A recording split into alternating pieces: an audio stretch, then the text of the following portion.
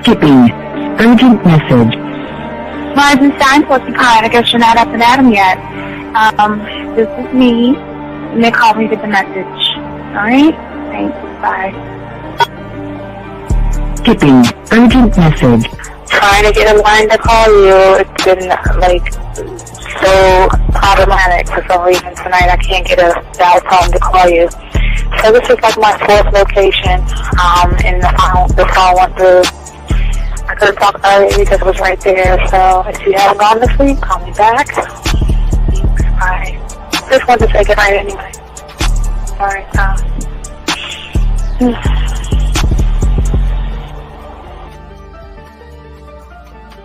Urgent message. Hi. I hate that your phone keeps rejecting me. You must have a really bad connection. Anyway, I don't know. It's 11:42. It's not even late. So if you're not asleep, call me back. All right, bye.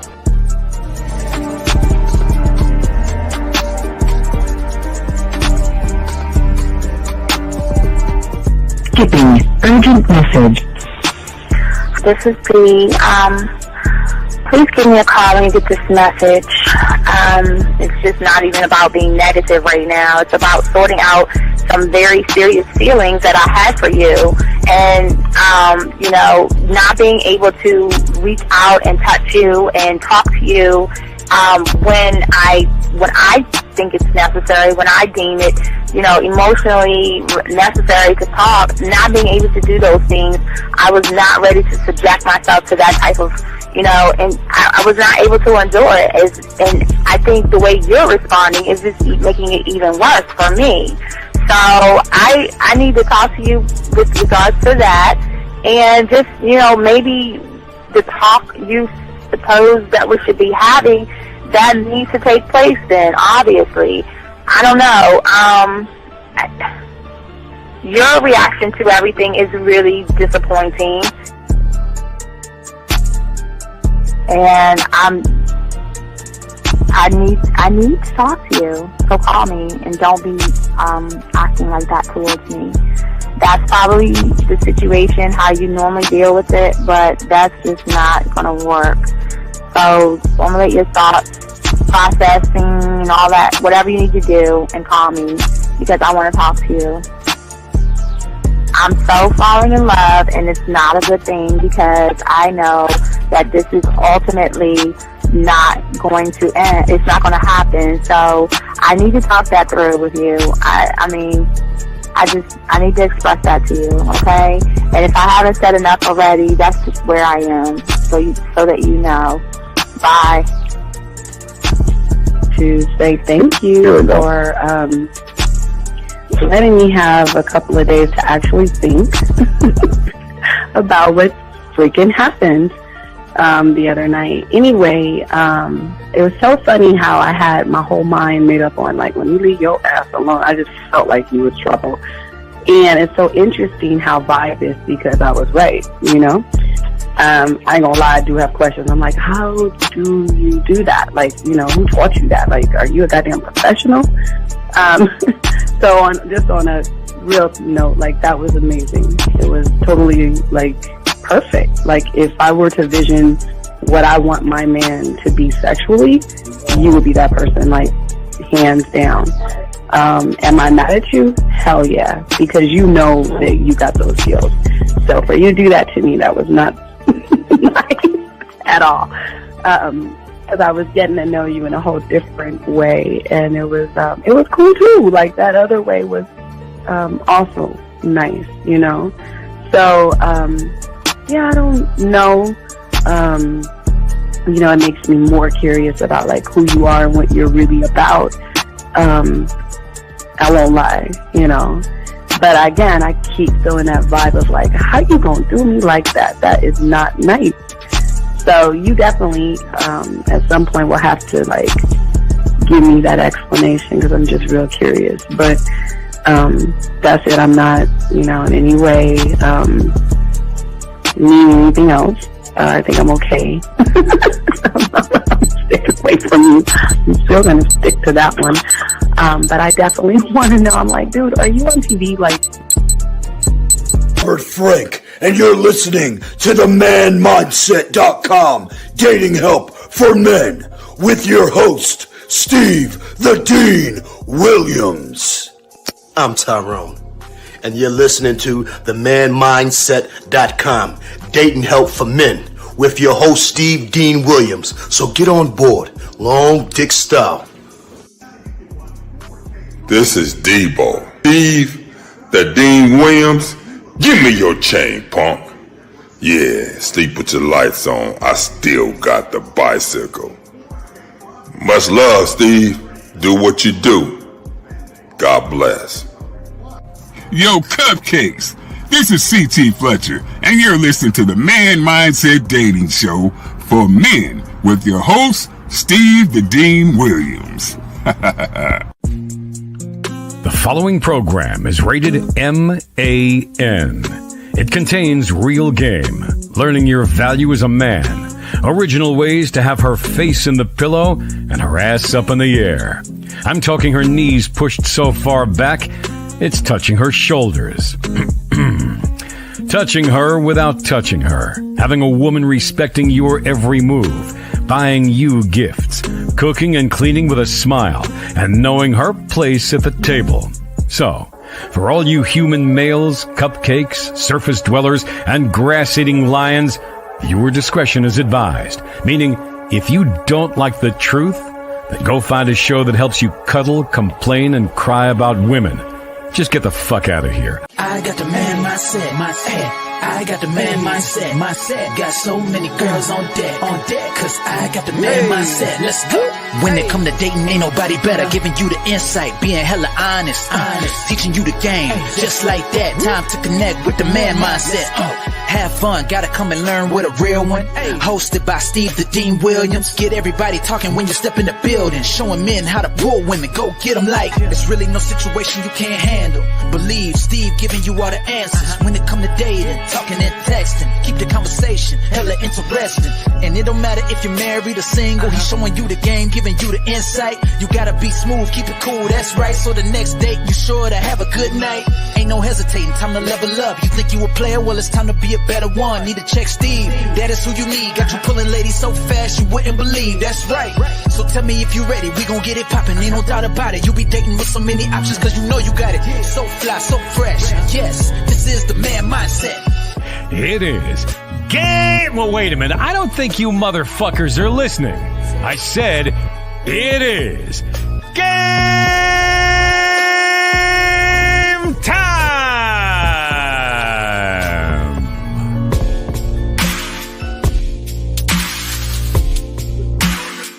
Boy, the Dean class in session. What's going on, everybody? How y'all doing? Quick show for you guys for Thursday. Gentlemen, we'll be going live tonight. I think around 3 a.m. in the morning for you guys out there that are overseas, guys. If you guys have a question, first I want to say shout out to all my guys out there that's listening to the show, going to listen to the show later, all the chat room dogs out there who have liked, subscribe, hit the notification buttons. Wanted to say thank you to each and every one of you guys out there. Gentlemen, if you want to learn the game, this is what this show is all about. Shout out to you guys out there. We ask all you guys out there to be a student of the game. We always ask you to go to Hobby Lobby, Target, Walmart, Amazon to go get your 100-piece puzzle set. Nobody else is teach you what we are teaching you on the internet. We're the only ones telling you go drive home, dump the pieces out, throw the box away, and put the puzzle pieces together yourself, because it teaches you what we're trying to teach you that no one else out there is teaching you that way. But also, gentlemen, if you have a question, gentlemen, the lines are open. You can call in to 833-859-8744, 833-859-8744, or gentlemen, you can put a text. If you're texting someone that you don't know what you're doing, put a T in there. We might ask you a question. If you have a question, please put a Q in there when it involves dating, relationships, or the game, and we'll be more than happy to answer any of your questions that you guys have. Today we're going to be talking about how to escape the prison of your mind. For many of you guys out there, a lot of you guys are depressed, a lot of you guys are upset, a lot of you guys are feeling a certain kind of way when it comes to the game, it comes to relationships and things like that. And that's what we're going to talk about, and that's what we're going to discuss Because most people are always wondering, what is the thing that separates the men from everybody else? And sure, there is a million answers to that question. Wait, let me see. Let me turn the music down. There are a million answers to that question, gentlemen. But the most important thing and all this other stuff is that as we discussed the importance of always the self-belief and talking to yourself, and also living with a sense of urgency. And all these things come into picture as, unfortunately, there are a lot of unhelpful thinking traps that hold most of you guys in. And that's what we're going to be talking about, and we're going to actually discuss. So what we like for you guys to do, if y'all got a question with the game and all this other stuff, we definitely want to chop it up with you guys to give you guys a better chance, a better opportunity to become students of the game. Because the only way you're going to become a student of the game is soak up what it is we're trying to teach you and everything. For many of you guys out here, at some point in your life, you felt that you're trapped in your mind when it comes to getting out of your own way. We always call that kind of like a prisoner of your mind. And everything that you want to do is you always try to escape who you are and what you are. And we're going to discuss this in detail for all you guys to get more understanding of yourselves, so y'all can understand that the more you can work on yourself and the more you learn the game, it's better off for you guys out here. The thing that most people do not understand is that your mindset is the most private experience that you're always going to have. Nobody's going to have your thoughts, and nobody's going to see what you see, especially when it comes to meeting women, it comes to dating women and things like that. And your mindset is so private that most of us live as if our minds are actually who we are. And that's some of the issues that a lot of you guys are having. And therefore, trying to escape your mindset then becomes something you can't do, because most you guys believe what you think is actually who you are. And when you believe that, so a lot of you guys believe that I'm ugly, I'm too short, I'm too whatever, you want to fill in the blank. And because you're thinking that way, it is very hard to escape yourself, because most of you guys think that your mindset is actually who you are. And the greatest problem is, because of that, trying to escape is actually saying that I'm trying to escape myself. And that's why most of us don't even try to get out of the situations that we in, because we actually believe the thoughts in our head. We believe what we tell ourselves every day. And most of you tell yourselves every day when it comes to women, when it comes to dating, that I can't get. What should I say? What should I do? I don't know how. What if? Wouldas, couldas, and shouldas.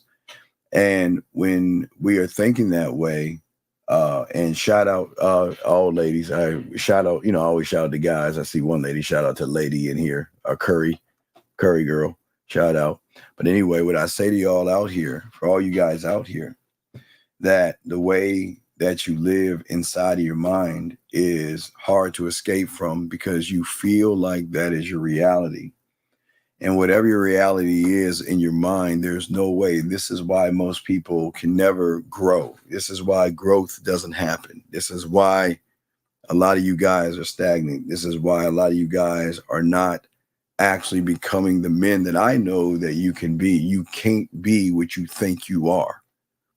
See, because you think you are this thing right now, how can you escape you? You know what I'm saying? And I'm trying to teach you to escape your mindset, but you can not escape yourself.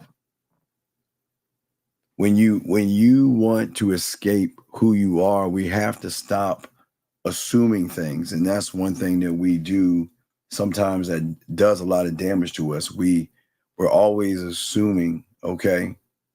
But yet we assume that we're not good enough. We assume that we can't get the woman. We assume that she has a boyfriend. We assume that we create not only a world in our mind, but we always create something when we see a woman. When you see a woman, a lot of you guys out there will automatically assume and create a story in your head of what that woman's life is like, and you know nothing about her.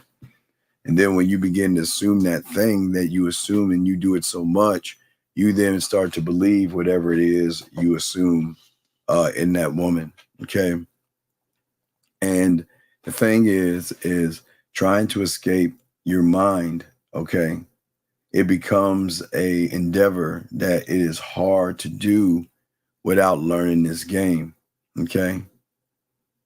But before you even try to dig your way out with a spoon or solve the prison bars in your mind, you have to understand not you, but what you have created. And that is a prison in your mind, the blueprint of that. And we've got to see why it is we create this thing for ourselves. See, what I mean by all this, and guys, get your crayons out. And this is very important for you guys. Please write this down. Is that what I mean when I talk about the prison in your mind, gentlemen? Okay. It is the thoughts that invoke femininity and emotional thoughts. That's the prison. The prison is not when you are happy. The prison is not when you are sad. The prison is not when you are depressed. The prison is not when you are feeling a certain kind of emotion. That is not the prison. The prison becomes the prison the moment you think about anything outside of yourself, or you think of somebody that you want to be a part of your life. Then you begin to invoke certain kind of emotions in your mind. Okay. And the thing is that most of you guys, this is where y'all become miserable. Now, see, being depressed is something that you can actually get therapy for and help for when you're depressed about yourself. There's something, a chemical imbalance that goes on. That's something that your therapist can help you out with.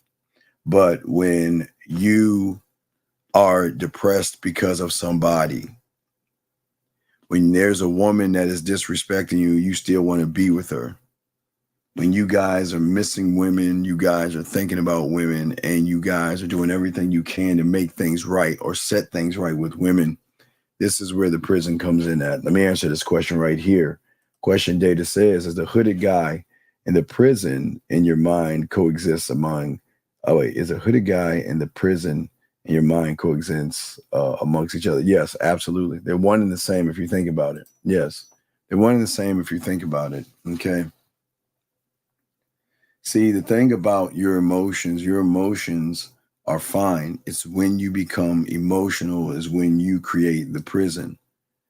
See, you're fine when you see a woman. Well, you're fine before you meet the woman, or you're fine before you see her online, a photo of her or something like that. But the moment you see her is when you start to put the bars around yourself. You start to feel a certain way about yourself. Question right here. Why do we revert back to depression after venturing out of our comfort zone if we don't want to keep getting, like you're saying, if we keep getting out of our, well, okay. So your comfort zone is a whole nother, your comfort zone is a whole nother animal. Okay. And when it comes to your comfort zone, it's not about getting out of your comfort zone. It's the uncertainty. See, you revert back to what makes you feel comfortable. Okay. And one of the biggest problems is a good question. One of the biggest problems that you're having when it comes to your comfort zone is that that in itself is also a prison for you. But you cannot understand how the comfort works and where the depression comes from, young man. So if you think about what you're saying, okay, wait a second, hey, what's up? Back at you. What's up? But back to you, sir. What I'm saying to you is that your comfort zone, the thing that you're having right now, is actually a prison as well, because it's something that you carry with you. Okay. It's like an invisible bubble or invisible cell, okay, that surrounds you every day, all right? So, and this is going to shock you, Urban. Your depression is not about venturing out of the comfort zone. Your depression is staying in it. You think your mind is going to make you think that you're going outside of yourself, but you're actually not, depending on your situations. Your situation is actually based upon yourself. We talk about that because your comfort zones can be a physical thing because it can stop you from doing something where, the fear can stop you. Emotionally, it can also stop you. But these always stem from your limited beliefs and your perspectives and the lack of understanding that you have of yourself. And that doesn't make you a bad person because you don't understand yourself. And it doesn't make you a good person because you don't understand yourself. The bottom line is that you are in certain kinds of situations because of the fears and everything. You see what I'm saying? And you just have to understand how things work because you carry this in every situation that you're in. And every situation that you in, depending on, now remember, and this is the key to this, young man. This is the key to this, Urban, to you. And the biggest problem is that it's not actually the comfort zone. Sometimes we want to look at things to look at and say, okay, this is the problem. This is what's holding me back. And this is what's actually stopping me. And that's not it. That's not it at all, young man. The thing is that it's going to sound crazy, but the way you are right now, your comfort is in depression. Listen to what I'm saying.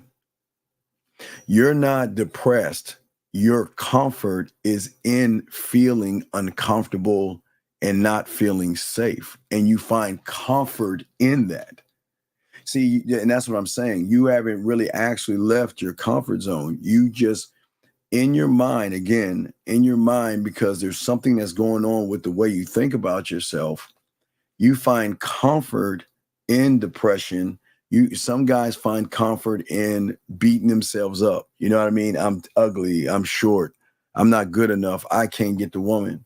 And they feel so comfortable in that area of depression that they think that, this is my reality and this is what we're actually going to be. So what's happening to you is that you're confining yourself. But in that confining of depression that you have, that is your comfort. That is your thing that not makes you feel good, but it's a thing that you feel that you're most connected to. Because I don't know how long you've been feeling this way. I don't know you, but what I'm saying is for many of you guys out there, you're miserable because you cannot understand that the world that you want or expect to want is not really perfect because you look at the person in the mirror as not perfect. So you're saying that I'm not good enough. I'm too short. I'm too broke. I'm too fat. I'm too poor. I'm too whatever it is. And the thing is that the reason why your world is not perfect is because you're not the hero in your world or the hero in your story. So you automatically feel that I'm not perfect.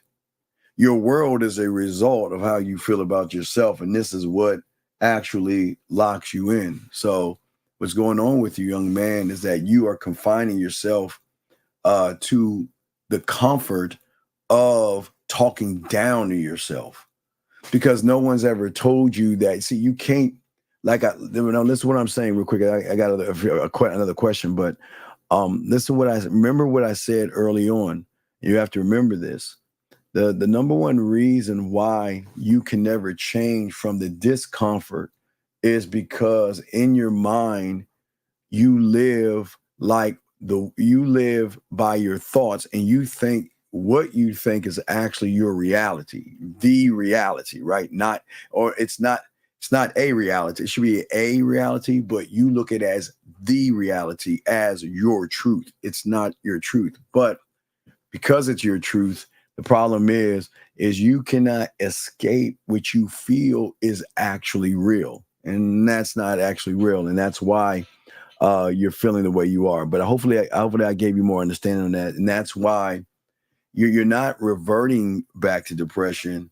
You are just depressed, moving into another area to create more depression within the comfort zone that you have created, the prison in your mind. See, the thing about your mind, it will allow, okay, think about a prisoner.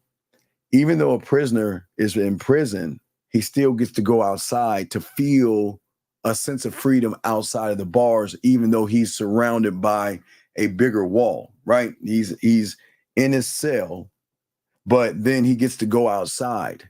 And even though you're outside, in your mind, that is being free, but you're still in the confines of the prison. And that's what you're doing.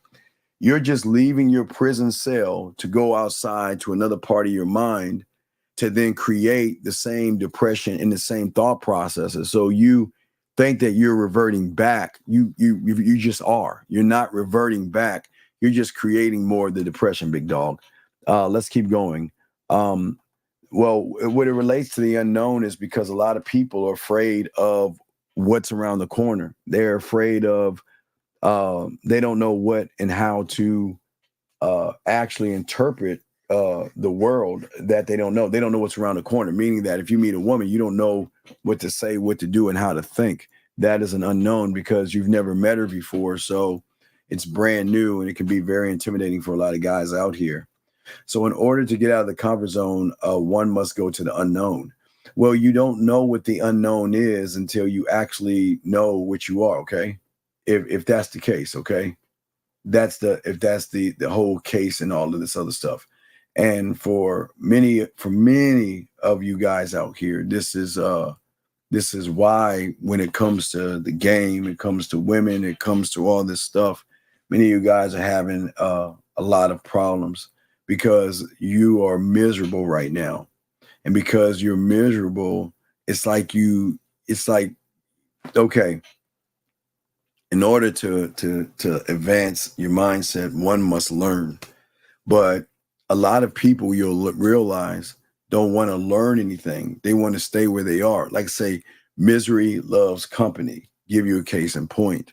You will learn, and I always undefeated, you will learn when people come in and out of this show and you read the chats and stuff like that, you'll realize that they're going to do everything they can to make sure that you guys don't learn the information by being disruptive to the class. And that's what I'm talking about. That's how the mind actually works with you. But in real time, you can see it where people are going to come in and they're going to try to disrupt the class because they know what I'm saying is pointing the finger at them saying that they ain't shit. You see what I'm saying? But we're not talking about y'all that are trying to learn. We're saying that the mind will disrupt you just like somebody's going to come in this class and try to disrupt the class. It works hand in hand. So what I'm saying is that all these things actually confine you.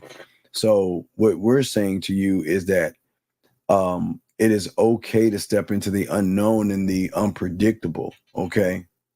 Because the unknown and the unpredictable go beyond, okay, the comfort zone.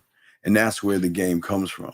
See, most people, okay, think about the surface world, okay? You got to look at surface dwellers. That's why we call them surface dwellers. You got to look at how people see things. From the surface, it looks like it's clothes. It looks like it's money. It looks like it's status and cars and words and all this other stuff. But what they don't understand beyond the surface is where all the problems are at. The surface is not the problem. It's never on the surface. It's always the deep, deep, deep down mentality of a lot of these guys who are stuck in a comfort zone, who unfortunately don't want to go into the unknown and the unpredictable. And because of that, they are very predictable to women. And this is why we always say women have a lot of game and women can actually see what's going on with you. Within the outside world for you guys, there's a many opportunity that you guys can have if you actually want to learn the game correctly. But to many of you guys, because you don't know who you are, you don't know what to do, those things create uncertainty and those things create doubt. And then, unfortunately, you worry about making mistakes. And from that point, it opens up another door. It shifts everything. And it goes back to, talk about depression and beating ourselves up. because at that point, we then in our mind start to create scenarios in our mind of things that haven't even happened. What if she doesn't like me? What if I ask her to go out and she says no? What if I go over there and she laughs at me? What if I go and do this? Do you see what I'm saying? You're creating a bunch of judgments and stuff that are actually holding you back and holding you down. So these scenarios that you are having right now are actually preventing you from being seen as the man that you guys want to be. You want to be seen as a man, but you are moving more, unfortunately, like a woman, and that's not a bad thing. But here's the thing: you're feeling, unfortunately, like a victim, and women can recognize a victim mentality in a male, and that means that your thought processes are more emotional and effeminate than masculine. Okay, and when you are like this, okay, this is where a lot of you guys, you're at your own bar in your mind, numbing yourself from the pain or numbing yourself from the reality by the way you are actually moving in the way that you are talking to yourself. And for many of you guys out there, you're not aware that you are the one creating the reality. Women cannot create any reality in a man because the game is not about women. We never focus on the woman. If a woman comes in our world and in our view, we just go ahead and talk to her and so on and so forth. But if you're not aware that you're doing all these things yourself, you're going to keep on doing these things.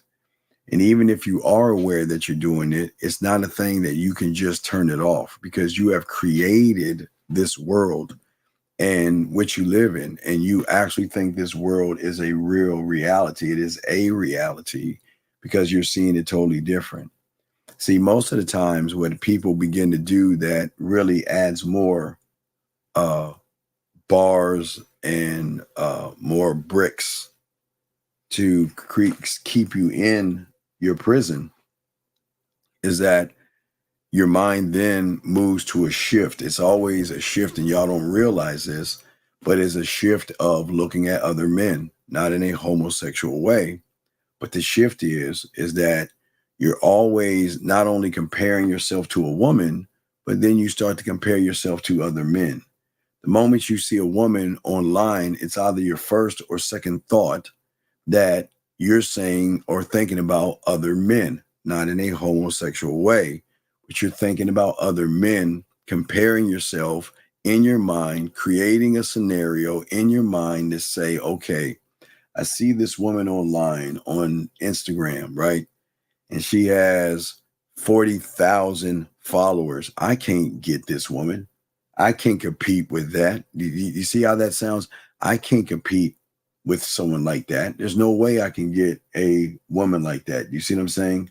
And for all of you out here, it's a good time to point back at yourself and ask, where am I at right now? Am I in this prison, or am I out of the prison? Okay. Or is me complaining about my cellmates and the interior design of the prison, the grass around the prison and all this other stuff, are these important things to talk about?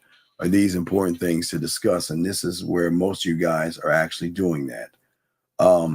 Depression can be an underlying factor to other issues. Well, that's what I'm saying. I'm saying that it's not the depression comes from a door of several other things, but it's what the person is actually saying. The depression is, okay, I have a reality that I want. I want to have women. I want to have a bunch of women. I want to be a ladies' man, right? I want to be a ladies' man, but I'm not working on myself. I'm not doing anything. I'm going to these red pill spaces and these manosphere spaces to hate women, talk bad about women, but I'm not doing anything.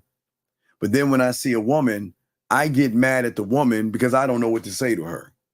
And then after I get mad at the woman, then I get more depressed because I'm scratching my head saying to myself, I don't understand. What's wrong with me? So I see what you're saying there, B, but exactly. But see, this is what we're saying. We're trying to peel these things down for you guys out there. Let's keep going with question right here. Let's see. You got a question? Please put a Q. Lines are open. Let's see here. Can you elaborate more on one mind, one way, one thought? Is it doing everything the same way in your own blueprint that you have to create? No, you can't. Okay, D, you're not a student of the game. So whatever you think you're creating nothing from the level of your thinking. This is what I've always tried to tell you here. If you try to do it yourself from your thinking, level one, all you're doing is lying to yourself. You are not one way, one thought, one mind. You do not have it. Well, you have a blueprint. And your one way, one thought, one mind is complaining, bitching, whining, moaning, have no value, no self-worth, no self-esteem, no leadership skills. That's your blueprint. And you're going off of a negative blueprint. So no, this does not work when you are not a student of the game. This is why game is so important. You cannot do it yourself. It is no way you can do it yourself. You can try to do it yourself, but there's no way you can do it, sir. You cannot do it yourself. Let us see here. Okay. So as I say to you guys, lines are open. If you have a question, I will continue. Now, gentlemen, wherever you are right now, okay? All right. Where you are right now, unfortunately, is exactly where you have placed yourself right here. The right here, right now, in this moment. But it is not just this moment is the problem. You do not know how to create moments with a woman. That means when you get around a woman, you stay in where you are at because you have never, ever thought of going outside of your thoughts to say to yourself, how do I do this thing, whatever that thing is? How do I move this way? How do I talk to her and things like this? Hold on, let me grab some of these questions here. Here we are. How does a man with a game get a female that is known as family for years, but knows what to get her? Wait, how does a man? How does a man with? Okay, sir, you don't have any game. So I think again, it's a good question, but this is the problem. The first lie is that you don't have any game. The moment you say you have something that you don't have is the lie that is going to trigger other lies. So you don't have any game. Okay. So how does a man with game get a female that is known as family for years?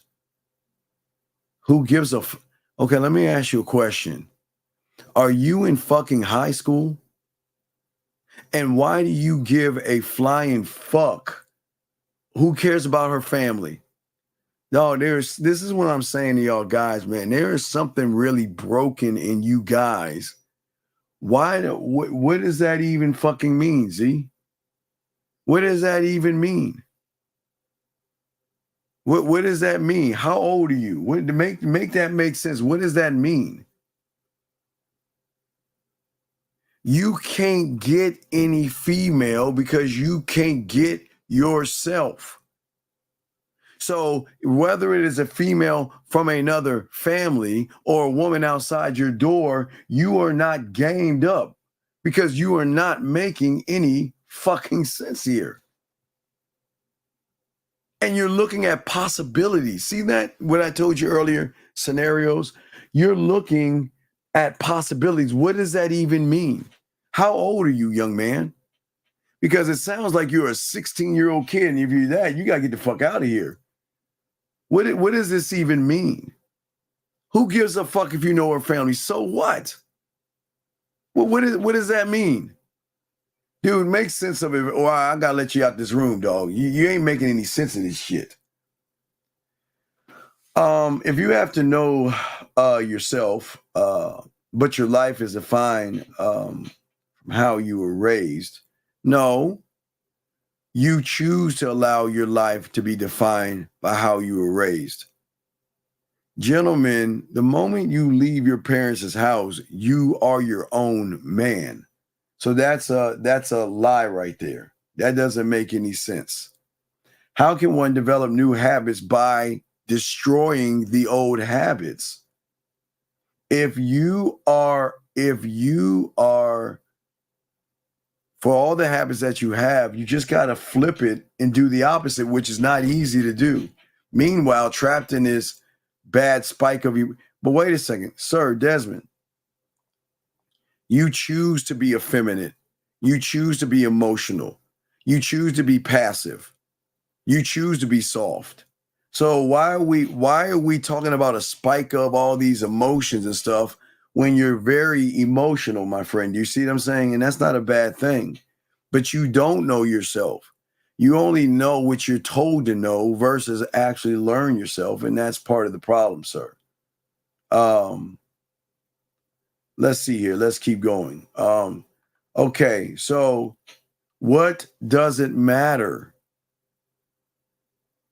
I don't understand how you guys why y'all give a fuck.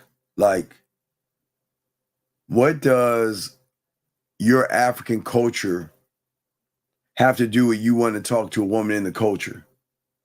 And see, this is why I keep telling y'all got to get stopped bogged down by all these things and these beliefs and all this other culture things and all these things. Y'all got to stop that. It's not conducive of learning any game. Area code 214. What's your name, sir? And what's your question?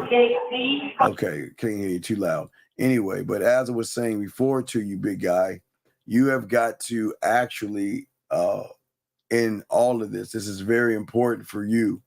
It is very important that you, sir, you got to stop looking at your African culture. If you want to talk to the woman that hopefully is of age, she's got to be of age, sir, and not a child. Okay. Again, I will state this. She's got to be legal, sir, of age.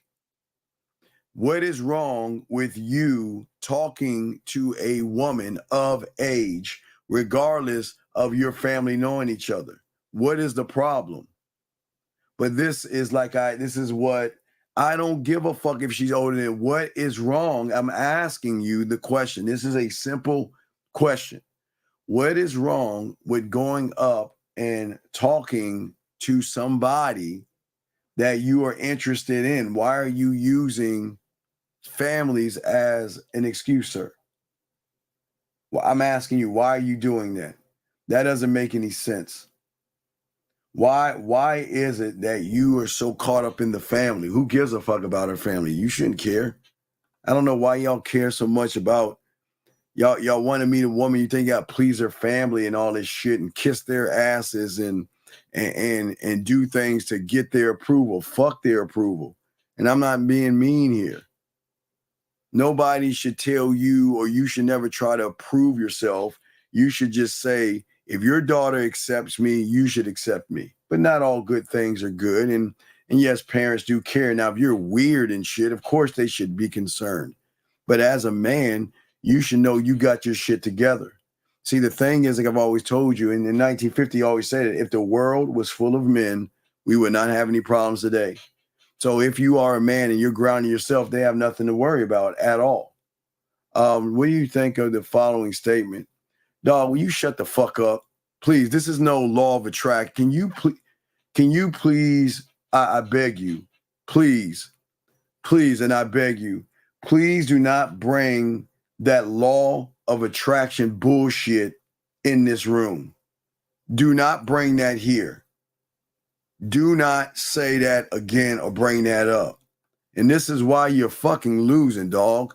You ain't attracting anything because you know you ain't shit. So what the fuck does that matter? If you have a loser mentality, you know you ain't attracting anything. If you're scared of women, so what do you mean? You know what you are. So please, come on, dog. Fuck is that about? Let's keep going. I don't think there's anything wrong with it. But I ask, okay, sir.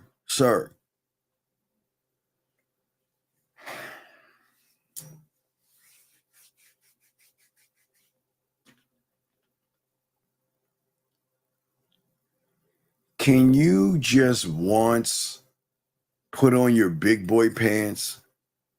Can you just once pull down your panties and put on some boxers and man the fuck up and make a decision on your own? And stop looking for everybody to pacify you, feed you, and tuck you in at night.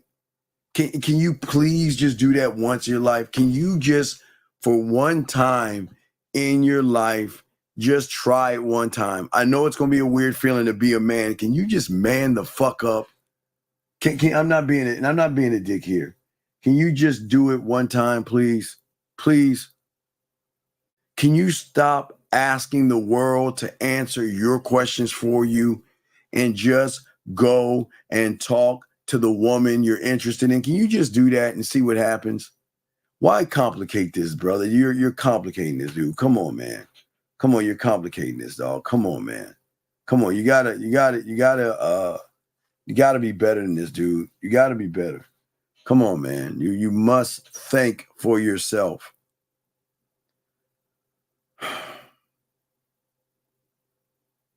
See, the thing is that you believe that you are trapped. Most of you believe that you are trapped. Just like this young man here. At the core of all of this, all he has to do is go talk to the woman. That's it. That's all he has to do. Okay? Oh, I was like, what the hell is TT? The fuck is TT? What the fuck? What are you talking about? What are you talking about? What is TT?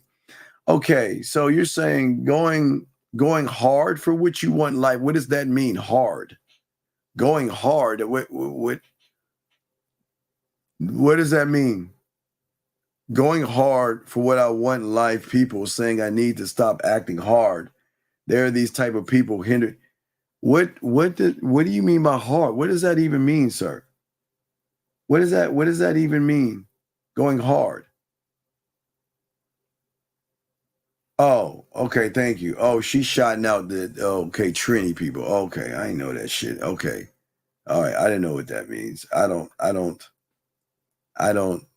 know or understand actually what that means. I guess that's a toboggle thing with y'all motherfuckers.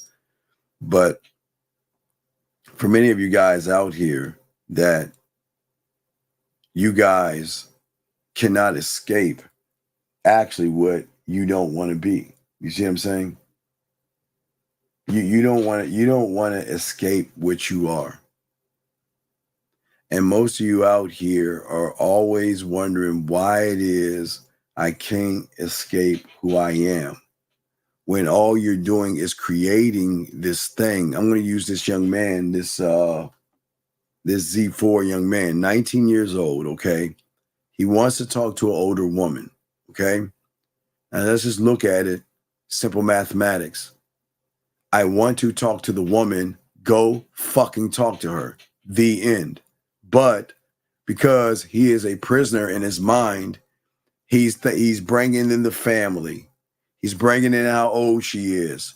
Fuck, why don't you bring in lions and tigers and bears? Bring in Bigfoot and the Loch Ness Monster. Why don't you bring in fucking, I don't know, zombies and shit? Why don't you just bring other things in?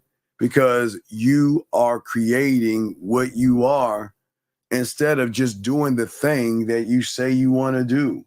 It doesn't make any sense. And that's why you're actually not winning in all this stuff. You're saying putting in work to create something from nothing is what I mean going hard. You ain't doing that shit. Tim, why are you lying? Tim, you're not doing that shit. Tim, you're actually lying to yourself. You're not, no, stop, Slime. When you shut the fuck up. See, you're the problem that's trying to reinforce his bad, dumbass behavior. Stop that, guys. Y'all got to stop this. Look, stop being a woman, Slime, and stop trying to validate his feminine ass feelings, dog. This is why y'all go wrong. Keep going. Where the fuck is he going? Tell me. Come on, dog. You wake the fuck up, dude. Stop that shit. Getting back to you, Tim. What are you talking? Tim, please call in and explain yourself. Please tell me. Because you're not going hard. You're lying. I'll tell you why you're lying. You're lying because your question showed that you're lying. You're not going hard. You're trying to please everybody around you. You're not going hard at anything. So please explain yourself, sir. And that's a lie. You're not doing that, man. You're not doing the things that you're saying. Because if you're doing the things you're saying, this wouldn't even be a question. So come on, dog. Stop that shit, dog. Call in, please. Slime, please stop. Please stop that feminine ass things that we don't do. Because if that's the case, why don't you cuddle up to him and hug him and rub his face and tell him he's doing good? Stop that, please, if you want to be in here. Come on, guys. I got to be better in here, man. Okay? Most of you guys out here because of confusion. Okay? For many of you guys out here, you believe the lies that you have programmed yourself to believe. The young man that wants to talk to the older woman just won't talk to the older woman because of what's on his mind. This is the last time we'll answer this phone. I'm going to block it. 214. What is your name, sir? And what is your question, sir? Yes, sir. This is Tim. Okay, Tim, you got it. Tim, there was not a noise. Tim, what is your question, sir? What's up? Yes, sir. I'm at the airport. It is noisy. So yeah, you told me you said I'm not putting in work. So you said I'm pleasing people, and think you might be right about that. Well, I know I'm right about that because listen what you're saying with all due respect. You say you're going hard. What does that even mean? Going hard. What does going hard mean? Yes, sir. So my mom and my grandma, they passed away. Okay, sir, 2 stop. years ago, Stop it. Sir, stop. Okay. You don't understand what you just did right there. And I had to stop you. Yes, sir. Okay. If I ask you what 5 + 5 is, what is the answer? Yes, sir. 10. Okay. But in your world, you want to tell me about Miss Crabtree. You want to tell me how you got off the bus. You want to tell me that you waited in line. You put an apple on her fucking desk. And you sat at the desk 4 rows down, three seats up. What does that have to do with the equation of the 5 + 5, sir? Right. Nothing. Sir. So then this is where y'all guys go wrong. Nobody, listen, what is happening in your life, that is called an I do. That's something that has happened outside of you, right? Whatever you just talked about, that's outside of you. We're not talking about the shit that is happening outside of you. We're talking about who you are. And what is outside of you should not define who you are. So let's try this again and explain what does go hard mean, sir? What does this statement mean, sir? Let's try it again, buddy. Yes, sir. Going hard for me means is getting 2 jobs to help support my family. Okay, stop. You're doing the fucking is again, dog. Okay, so how old are you, man? How old are you? Yes, sir. 32. When did the world become your responsibility? You know what my mother used to do? You know what my mother used to do when I was a kid back in the 70s? You know what happened when I would run outside and leave the door open? What do you think my mother would say? Are you trying to give AC to the world, to everybody? So I'm asking you, you're 32 years old. When did the world become your responsibility? Seems like once my mom passed away. We're doing it again, dog. When are you? I'm trying to. Dog. Who are you taking care of? Who are you taking care of? As of right now, little brother that has sickle cell. That's fine. That's good. That's good. That's a response. That's fine. You can do that because that's fine. That's what I'm saying to you, sir, is that you're in your statement right here. Okay, this is okay. Let's get it back to you and get it back to your statement. Okay. Yes, sir. You're saying people. Who are these people that are saying that you need to stop acting hard? Who are those people? One of the peoples is the little brother with sickle cell. Well, okay. You can't do nothing about that, and you just got to ignore him. You can't do nothing about that. You got to take care of him. He doesn't understand. And how old is he right now? He's about 29 years old. So I don't know how sickle cell that can he take care of himself or no? It's one of those conditions where like you'll have a random pain crisis because of the blood in your body. Right. So what I'm saying is that he's okay outside of him, because sometimes people who have diseases and problems, they lash out. So I don't think he's trying to stop you from going hard. Who else in your life is telling you to stop going hard, sir? I have an older brother, the oldest brother. He's institutionalized, and me not being institutionalized, he likes to, I guess you could say, put those institutional way of thinking, living on me. I'm trying to keep the family together and, strong. Okay. Okay, sir. Sir. Listen. I get it. And I understand. And I understand your brother with the sickle cell. But when is it y'all's job to take on the world of your family and putting yourself second? I understand your brother with the sickle cell. You're doing a kind thing. That's good. But when is your job to take care of everybody else? Isn't everybody else their own person, sir? Yes, sir. So if everybody else is there, now listen. I'm not here to tell you to change what you're doing. I'm just trying to get you to think. Yes, when sir. did you become the person that has to take care of everybody and putting yourself second? That was a choice that I made, trying to be the patriarch of the family now that we don't have mother and grandmother. Okay, but young man, I understand what you're saying, young man. But I say this for all you guys. The problem with people, even your family members, will take advantage of your fucking kindness, and they will see that shit as weakness. Mm-hmm. You have to demand respect from everybody, no matter what you do, no matter who you're dealing with. But it is never your job to take care of the world. That is not your responsibility. The moment you have actually moved out of your parents' house, okay? All right. The moment you've done that, what I'm saying to you, the moment you've done that is the moment you need to become your own man.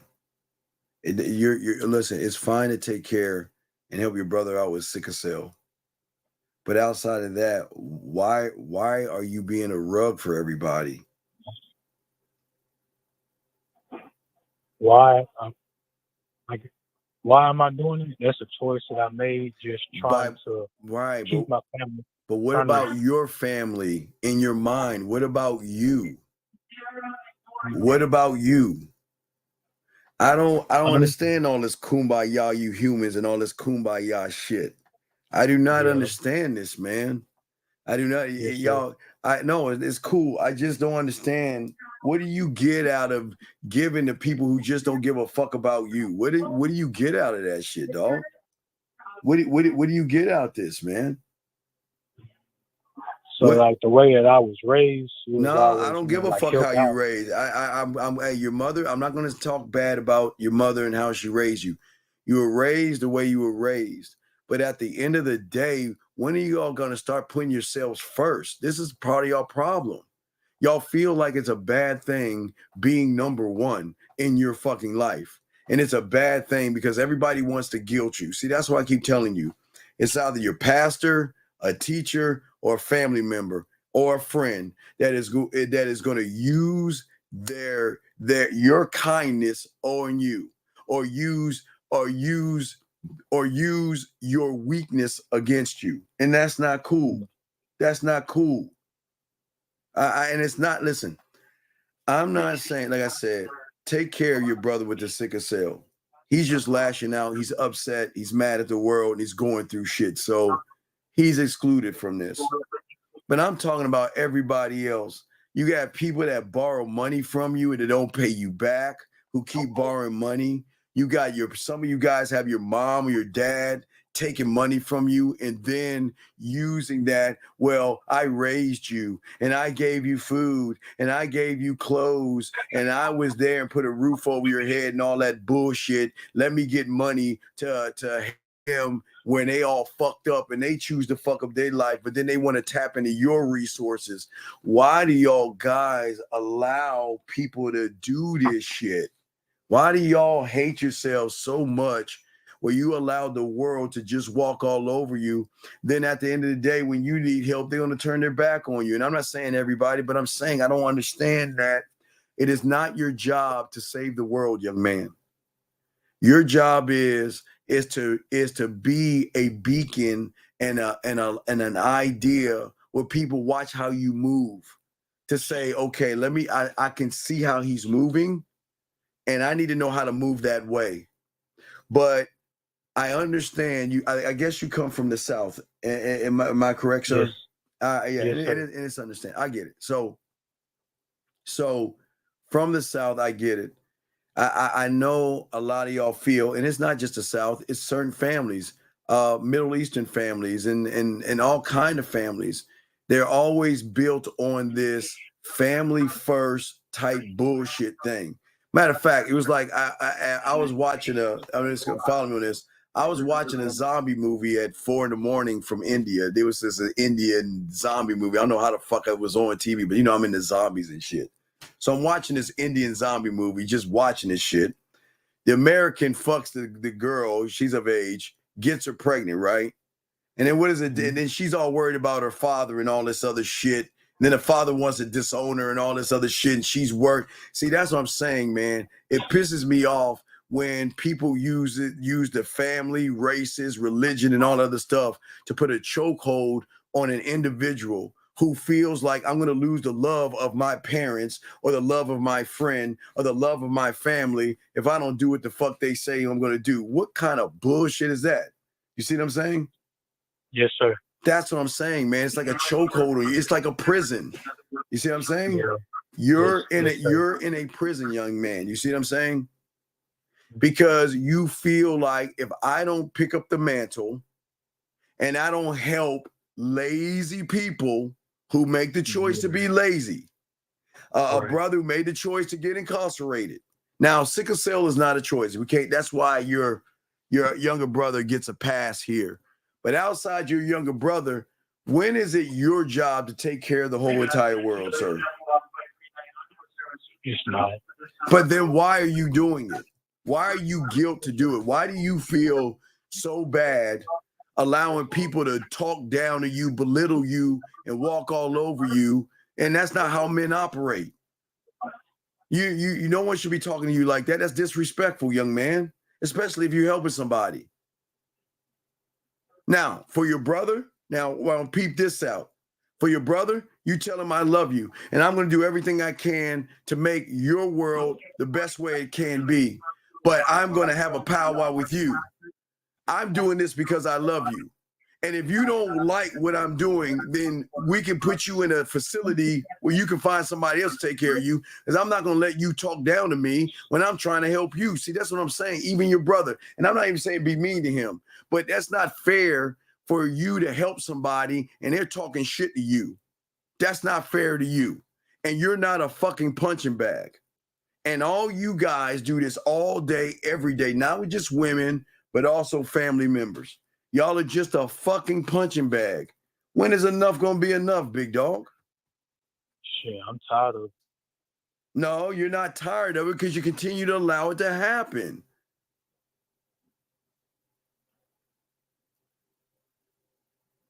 You have got to say, listen, if you don't like what the fuck I'm doing, Bye. See how easy that is? You don't have to know what I'm doing. You don't have to like what I'm doing.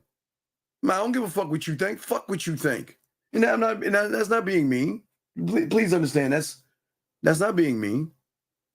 But sometimes you got to be mean, though, right? No. It's not. Okay, see, that's not being mean. That's just being fucking real, dog. See, right. Yes, sir.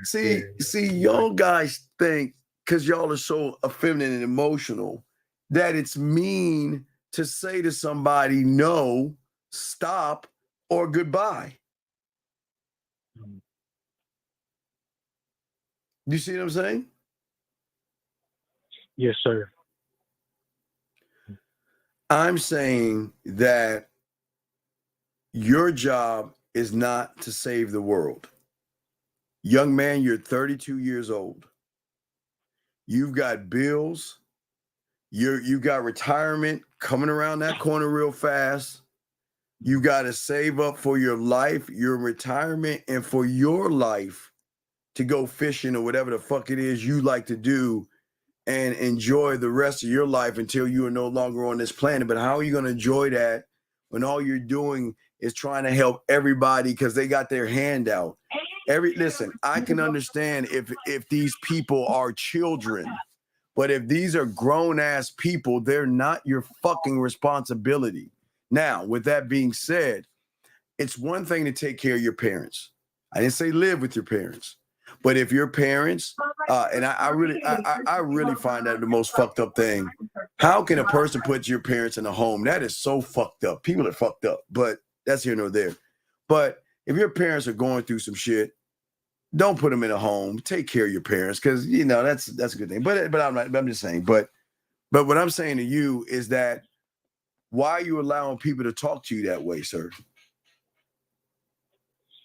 Honestly, I don't allow them to talk to me that way, but I do fight back. We do get into fist fights. No, young man, stop. Young man, no. Sir, you're too old to get in fist fights, sir. You're too old. But like these fist fights, this is with the institutionalized brothers. So it's just like sir. Why the fuck are you around the institutionalized brother for? Why? Because when mom and grandma passed away, they left us the house. So we're all still living in the house. Well, we all were living in the house together. So it's kind of, you got to get, you having to develop a relationship now with this brother that's been on the outside for so long. You don't know how he is, from his. So here's the $1 million question. So you've been living with your mother since you've been 32 years old? You've been living with your mother? Yeah, you could say a good portion. What are we doing? I've tried to leave. What are we doing? What are we doing? But hold on, sir. Hold on. I did leave out for like 2 years after she passed away. I was with her the whole time she was here, but once she passed away, and that's when I finally, went out on my own. Prior to her passing away, I did try to go out on my own, but she baited me in. I'm not gonna lie. She baited me in, said I wouldn't move.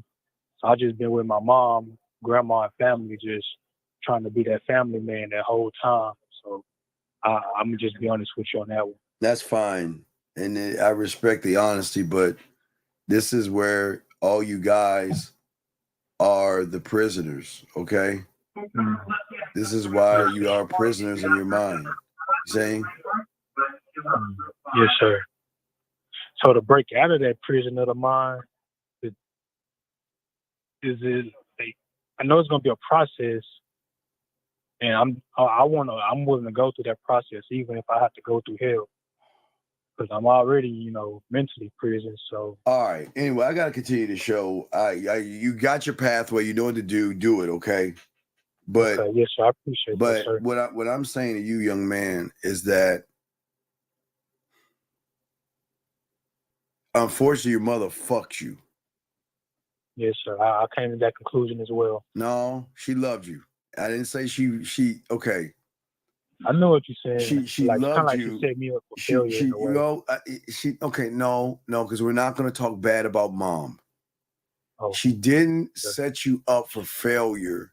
You didn't cut the fucking umbilical cord. That's the problem. Your mother, you okay, everybody here, you will always have a place with your parents. They will always accept you back home. That's just parents, okay? So, but there has to be a time, young man, that you have to cut the umbilical cord and be your own person. And that's for all you guys. You got to cut the umbilical cord from women at all. Just cut that shit.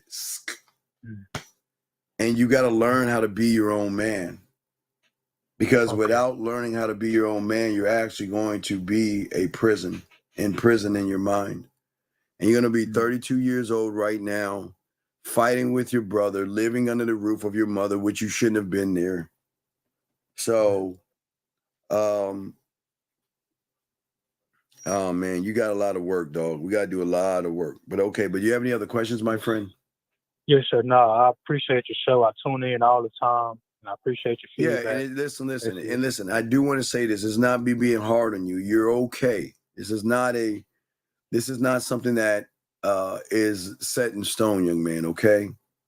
You just gotta realize the man in the mirror and start learning who you are. But you've got to avoid the fights with your brother.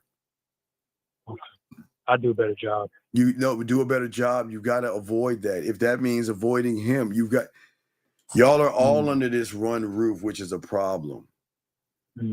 But you've got to avoid that. You should not. You're a grown man. You shouldn't be fighting as a grown ass man, especially your brother.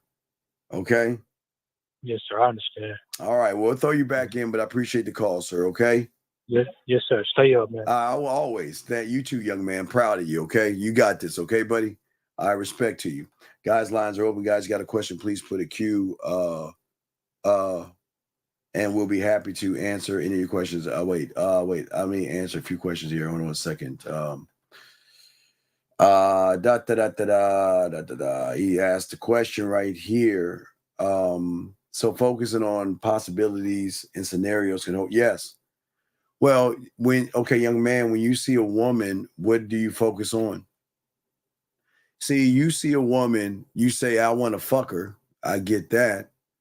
But after you say, I want to fuck her, you look at the possibilities that you say. She's beautiful, she's sexy, she's gorgeous, and all the scenarios. So you're actually holding yourself back from doing what it is you want to do. Question right here. My lady yesterday is talking about how she's unhappy in our relationship and she wants to separate.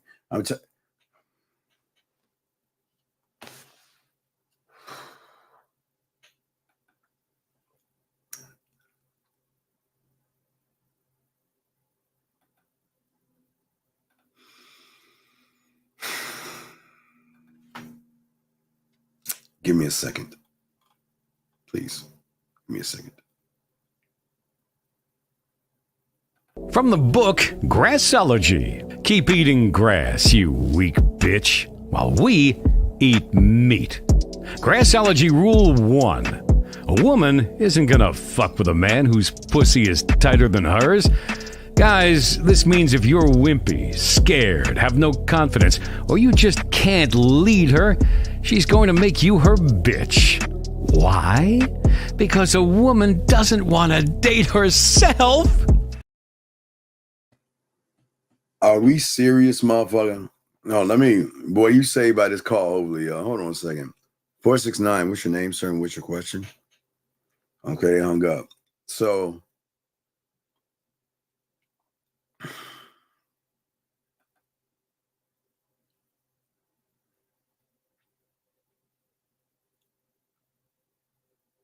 how old are you, young man? And I don't mean to be hard on you, but dog, how old are you, man?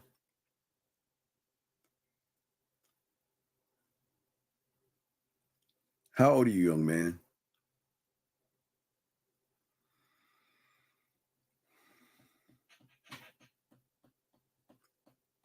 wish a woman would tell me she's unhappy with it. That's under my program.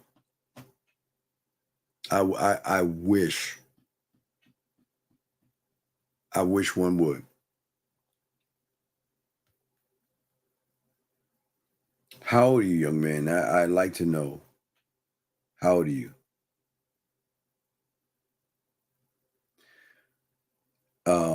Yeah. I'll answer this question. I just need to know how old you are. Until you tell me, I'll continue. But y'all got a question, Alec, put a Q. I got you. But I need you to let me know how old you are, young man, because, okay, you're 27. Why? Please call in. Why do you, please call in. Call in, young man. Call in. I need to okay, I know you said it. You're 27. Yeah, we know you're 27. Please call in because the math is not mathing. The math is not mathing. So if you can call in, I'll wait for your call. I need to talk to you. You got to call in. This is, gentlemen.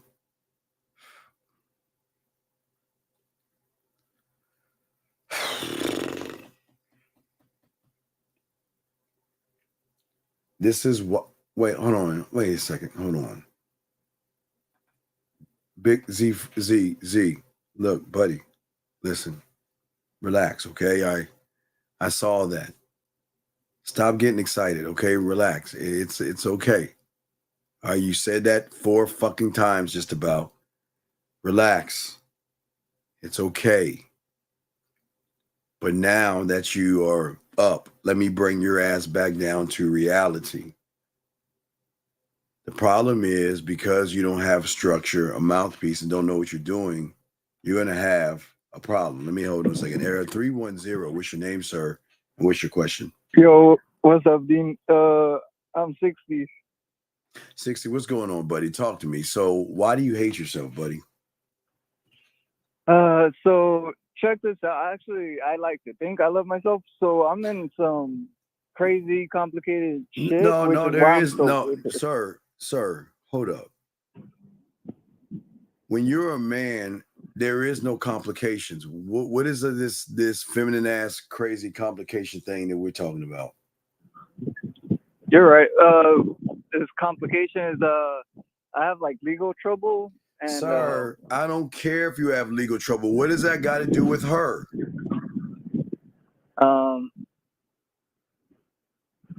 It doesn't, huh? You're right. Well, no, it's not about right or wrong. So why are you giving me this fucking story about legal trouble? You might as well tell me a story about fucking Goldilocks. Who gives a fuck? Why are you telling me about your legal trouble? Explain that to me. What does that matter? So she got me in this legal trouble. So you deserve it. No, you deserve it. I'm glad. I think good. Now it makes sense. You deserve it. I commend her. Because if you a bitch ass motherfucker, you need to be treated like the bitch you are. So I am glad that she placed you in legal problems. I am very, this is awesome. And you know what's so crazy about it, caller? You still want the fucking woman. Isn't that crazy? Isn't that crazy? Isn't that crazy? Listen to you. You still want her. She put you in legal trouble. I want my kids. No. Why are you fucking an ain't shit bitch? Why'd you have kids with a woman that ain't shit? No. You get, gentlemen, you can't create Frankenstein. They can complain that Frankenstein is tearing up the town. You can't complain. You knew she wasn't shit. You knew from the moment you met her she wasn't shit. And yet you fucked her. And then came inside of her and had kids. And then got legal issues. And now you talking about you love her? The fuck is wrong with you?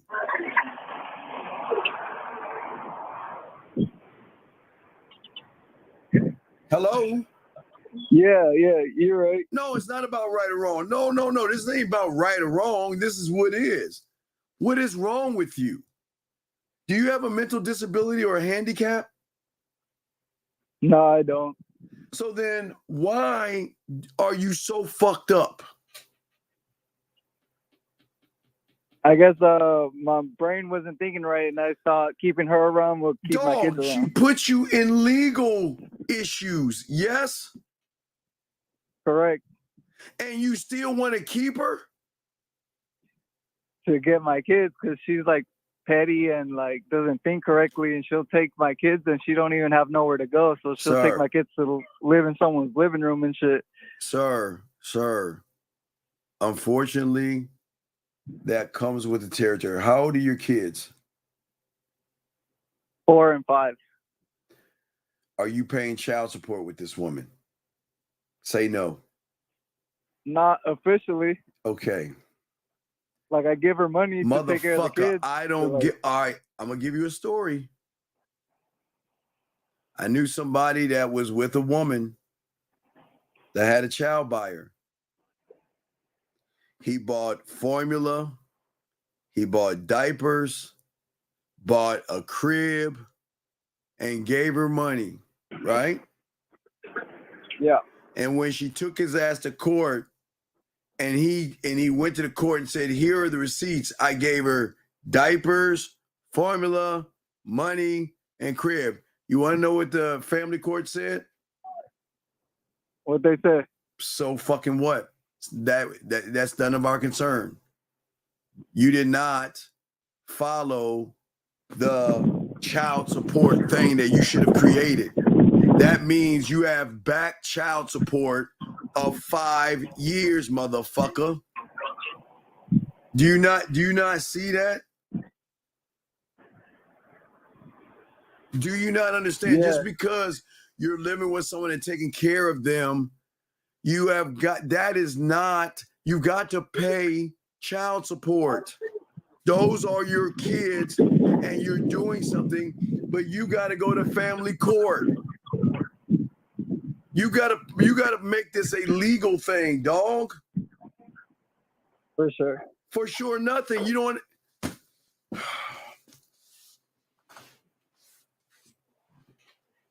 I don't understand you humans, man. Why do y'all put yourselves in situations with women like this, dog? And time out, dog. No, Wait, hold on. Please, wait. Please shut. Hold on. Quiet, please.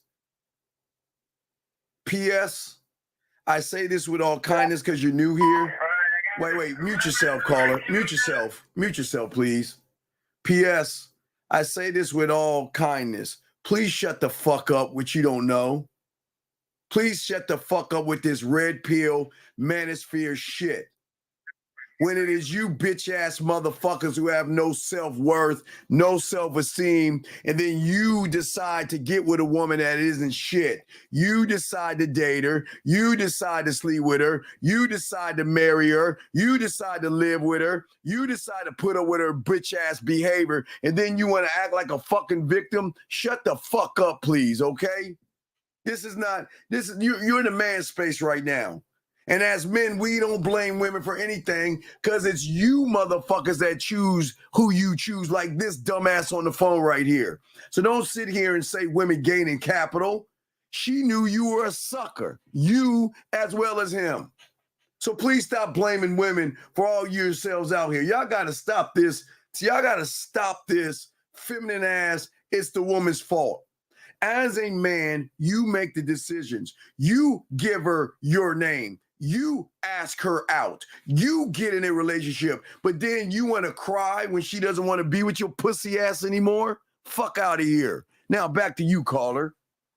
So what is it that you want to do, man? So I appreciate this clarity. I guess I just wanted some clarity. So my best possible decision is to drop her. And TD, when he gets off, you got 30 seconds to call. We're going to get you the fuck out. Because guess what, brother? Let me tell you something. You need me more than I need you. You need this game. And you and I, we need to have a little powwow because I think you were the same bitch-ass motherfucker last night asking some bitch-ass questions like a fucking girl. But yet, you think I'm being mean? Well, I say this. Fuck you. You better call in after he gets off or you'll get the fuck out of here. Get your ass to the red pill. Fuck you. Anyway, back to you, caller. What's up? Just 1 second. Yo, my bad. What happened?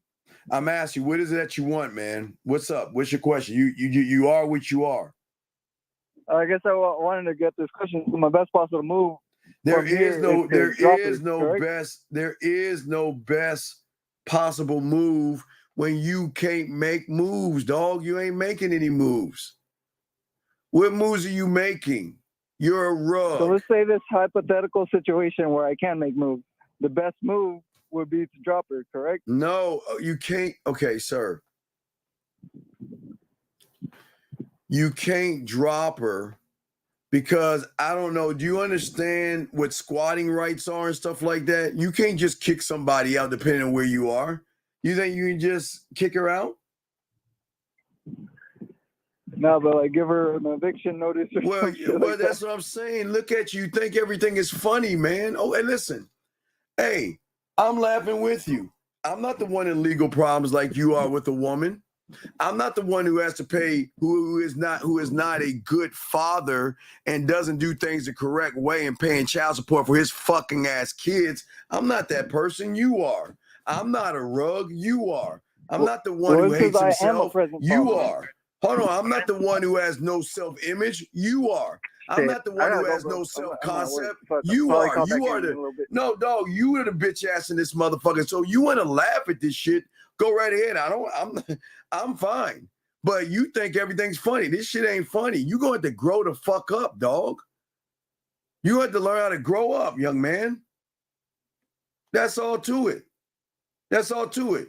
No, now you got 1 minute to call in, and you got 1 minute to call in. You got to get the fuck out of here because this ain't for you.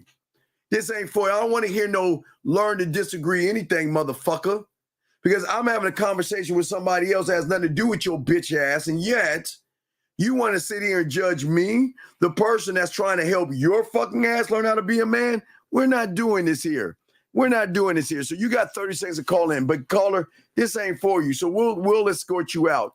I wish you, and we all in this room, wish you the best of luck in your endeavors, and we hope that you find the red pill spaces. But now, you got to get the fuck out of here. Fuck you. Get the fuck out. Anyway, as I was saying to you guys out here, let me see. Lines are open, guys. We got y'all covered. But listen, here's the thing, gentlemen. I'm trying to get you guys to get out of your sissified feelings. And I am not being mean to you. I'm the good guy here. Somebody's at least trying to get you to break free of your weak ass thinking, but then you got the nerve to judge and shit. This is crazy. It's crazy. Okay? All right? All right? Wait, and hold on, time out.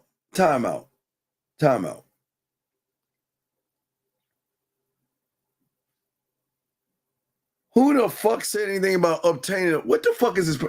All right, this person ain't talking to me. I know this motherfucker ain't talking to me. I know that motherfucker ain't talking to me, so I'm gonna just keep it moving. Area code 661. What's your name, sir? What's your question? 661 going once. What's your name, sir? What's your question? My name is Emmanuel. So my question is... What's going on, Emmanuel? What's your question, buddy?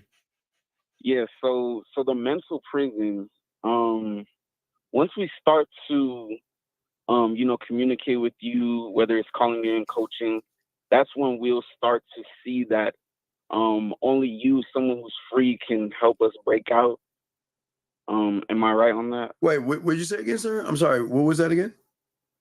Yeah, so basically I'm asking, the only way we can get freed from our mental prison is communicating with someone who is free. Remember, how else are you going to believe that you can be free when you're not? You haven't changed. Remember, where was it 7 months? You're 7 months in the year and you haven't changed at all. And all you've been doing is continuously chaining yourself to this plantation and you're in your mind, and you're being a slave to your victimized and feminine thoughts, brother. How can you be free of that? Yes. Does that make sense? Can't. Right, you can't. Yes. And that's not a bad thing, young man. It's an honest thing that you've got to actually see that, because A man with game is there is no making a mistake. There is no worry. There's no fear, because there's no such thing as fear. There's no such thing as rejection. That's fake too. We don't uplift women. They got to work for that shit. We just live. We are free thinkers. We don't allow the news. Free thinkers. Yeah, there you go. That's a key word. Free thinker. Yes, free. Okay. Free meaning that we think for ourselves, and we don't allow the world to actually tell us what we should do. You see what I'm saying? Right. So once one is a free thinker, that's when, you know, boundaries and standards, they're able to, you know, have those things for themselves. Yes, but sir. It starts with breaking out of the, prison thinking. Well, okay, let's look at for a second. Okay, so let's look at the layers. Okay, let's look at the layers in which your mind is working right now, young man. This is a great ass question. Okay, great ass question. Okay, so what you are doing, or excuse me, what you're allowing your mind to do is create habits. Okay. So that's step one. That's chain number one, your habits. Okay. You don't have the necessary knowledge, skill, or talent to realize that. And this is why a lot of guys get mad at women and stuff. Watch this. You create the habit of not talking to a woman. You create the habit of standing still. You create the habit of just looking at a woman and not doing anything. So, but then we want to blame the woman for everything that we created. Remember, you create the habit, okay? Yeah. So whenever something is going wrong, we got to look at the habits that you created for yourself. And the things that you told yourself to not do. Don't talk to a woman. But the reinforcer of those habits come from the red pill and manosphere, right? What are those habits? Modern women this, hypergamy that, and don't talk to a woman this, and her leg count, and women are this, and women are that. So not only that, you reinforce that area. So that's layer one. Oh, yeah, you see what I'm saying? So you number one. So you sorry to cut you off, but that's why you say red pill and manosphere are the enemy, because their intention is to keep you chained up. Well, no. Watch this. Here's the beautiful thing about it. This is going to shock you. That's not the problem. Okay. Everybody has their right to say what they want to say on YouTube, right? That's their right. So that's not the problem. The red pill and manosphere is not the problem. It's how you see yourself as a problem, where you go over there for the answers. Oh, see, okay. Remember, we don't blame. We can't blame red pill and manosphere. Those are things that are floating in this reality world. Everything, you know, they're cooking classes, kung fu classes. They're all little realities floating around. But what you choose to go into is on you, not them. Just like sorry to cut you off. I'm sorry, but basically they're like, okay, there's free poison over here, come get it, and it's right. Well, wait. But here's the thing: that you know it's poison, but it's a comfort place. Think about what I'm saying. Okay. I want to go because, I don't believe in myself. I'm awkward. I don't know how to talk to women. I don't understand myself. So your mind then listens to what you're saying and saying, okay, all right, I'm telling, okay, I got this. Look at this place over here. Here is a neighborhood that we can strip you of all your accountability. We'll never blame you for anything that goes wrong. We're always going to say it's a woman's fault. We'll always blame women. Hey, but not only that, you can be we're going to strip you of your name, and you got to follow the godfather of this shit, whoever the fuck these motherfuckers saying all this shit. But not only that, you get to then connect to other men. Listen to what I'm saying. Connect with other men. Oh, nah. No, wait. Now watch. Now wait. Listen to what I'm saying, guys. Listen what I'm saying. It's not a and wait, let me see if I could let me explain what I mean by connect to other men, because wait, let me show you the connection to other men if I still have it. Wait, hold on, everybody. I want y'all for people to understand what I'm saying as far as connect to other men. This is what I mean right here, sir. This is what I mean right here. Here we go. Cleaned my soul and I cried.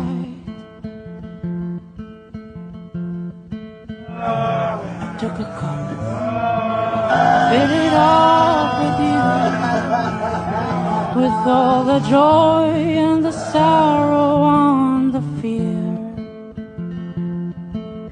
Oh, I let myself cry. Oh, I let myself. You don't understand how cults work. Cults work by welcoming you in and making you feel the thing that you want to feel from a woman. You want to feel important. You want to feel validated. You want to feel like you're somebody. So we're only on the first level. You're a habit. We're just talking actually the habit. Okay? Mm-hmm. So what we're saying to you right now is that what you are developing, your habits, come from your beliefs that come from the way you feel about yourself. Okay? Yeah. So because of all these habits, okay, that you have acquired, you have made those things reality and real because you keep doing them over and over again. We know insanity is doing the same thing over and over again, looking for a different result, but you want to run away from the man in the mirror to realize you need fucking help. But your mind makes you think that I'm giving you help by stripping you of all your accountability, and everything that goes wrong in your life is going to be the fault of a woman. It's going to be the woman, the court system. It's going to be marriage's fault. It's going to be a woman's fault somewhere in Brazil. It's going to be, you see what I'm saying? So you start off with the habits. You see what I'm saying? Yeah. So that's the first level. That's number one. It's the habits. But I got a few more. But what did you want to say about that, sir? Yeah. So basically, what I'm interpreting is the internal issues will always lead you to, wanting that comfort, so to speak. Yes, but it will also do something else that, let me see if I can find it. Let me see if I can find it in the chat because I know it's there. Let me see something here.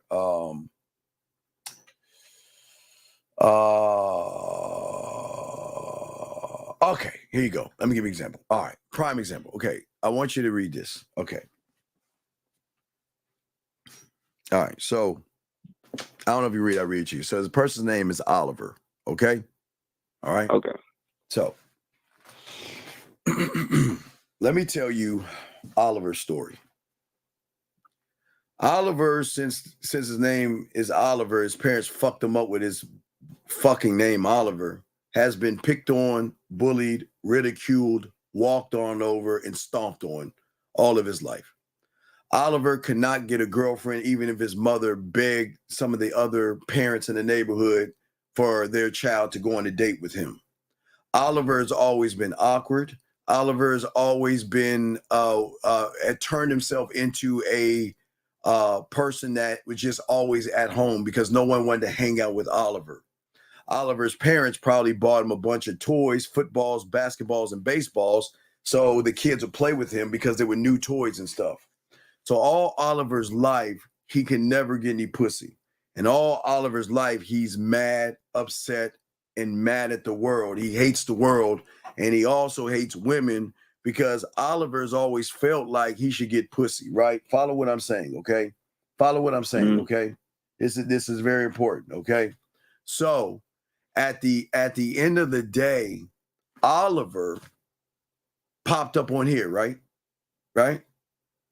And Oliver knew that the information I'm giving him would force Oliver to realize Oliver's a fucked up ass individual that shouldn't be getting women in the first place. But Oliver can't cope with that. So because Oliver couldn't cope with that, now Oliver would easily go to the Red Pill Manosphere and do all that crying like all the motherfuckers you saw in that little pool and shit. But Oliver is hurting inside. So what Oliver is saying, now I will read what Oliver's saying, and let's laugh at this. Are you hitting on a chicken on a live chat? Ha, ha, ha, emojis, ha, ha, ha, right? Right? But as soon as Oliver gets kicked out of this room, guess what? There's Susie. Susie is the one Oliver's been looking at for years now. Wondering, man, what would it be like to take Susie out? What would it be like to talk to Susie? What would it be like to date Susie? Or have Susie suck my dick? And I'll never know. Because all I'm going to do is look and try to be her best friend and follow her around and sniff her panties and do everything I can, knowing that I'll never, ever get Susie because I will always be a lazy fuck of a loser. But that's his habit. See, the habit that Oliver is keeping himself in is what he's saying. See, Oliver, like a lot of you, don't want to grow. Just like the guy kicked out that says, I'm being sassy at another guy. You know what I'm saying? They don't want to grow. You see what I'm saying? Because they want to stay in the habit. And the only way to stay into the habit is by doing the same thing. You see what I'm saying? Does that make sense? And what I'm saying to all you guys, it's gentlemen, I keep telling y'all, I tell all you, it's everywhere. A lot of these young boys who don't know how to get a woman, all right, it's the same thing. You see what I'm saying? Or it's a woman who's been fucked. Okay, I don't know. I think this is a woman. I think this is a woman. Can we say this is a woman or is this a guy? Is this a guy or woman? Everybody, is this what is this? Is this a guy or a woman? Can someone can chat room? Can y'all tell me, is this a guy or a woman? What is this, a guy or a woman? Y'all know? Can y'all figure it out by looking? Are you sure it's a guy? Y'all sure it's a guy? All right. So caller, watch it. Watch this. So we have a guy here, right? Right? Okay. So it's the same thing like Oliver, okay? Right? This guy, like Oliver, can't get any women, right? This guy, like Oliver, right? All right. So now follow me on this. All right. Follow me on this. This guy can't get any pussy, right? He's a weird motherfucker, right? Yeah. Right? He's a weirdo. Okay. But let me explain. So, and I want y'all to follow this. This guy, okay, I want y'all to watch what he's doing because he can't get any women, right? So let's look at this guy. So this guy, because a lot of people hate black brothers who get pussy. I mean, they just, not all black men can get pussy, caller. But, a lot of motherfuckers are jealous of guys that can get women. You know what I mean? A lot of guys get jealous. Maybe it's But what he's doing is that his racism is coming out because he's scratching his head saying, why can't I get all the women when they're messing with those brothers and black men and those guys out there that are gamed up? So I'm going to come into the space, right? And I am going to make a racial statement trying to be funny, right? You see what I'm saying? Mm-hmm. But if we just take a moment real quick, if we take a moment and we look at this guy's page, which we're about to do, we can see on his page that he still plays Minecraft. He still plays fucking Minecraft. And he's supposed to be a grown-ass man. Minecraft. Look at his fucking shorts. Minecraft. Excuse me, Legos. I didn't even say Minecraft. I said Legos. He should have left you alone, Steve. Right? No, I'm not saying, I'm not being a dick here, but I'm just trying to show you. He should have left you alone. No, I'm just trying to show you what I'm talking about. So, so it makes perfect sense why he's saying I'm some black guy and all this other stuff, because his hatred and low self-worth and his habit of being who he actually is shows who he is to women.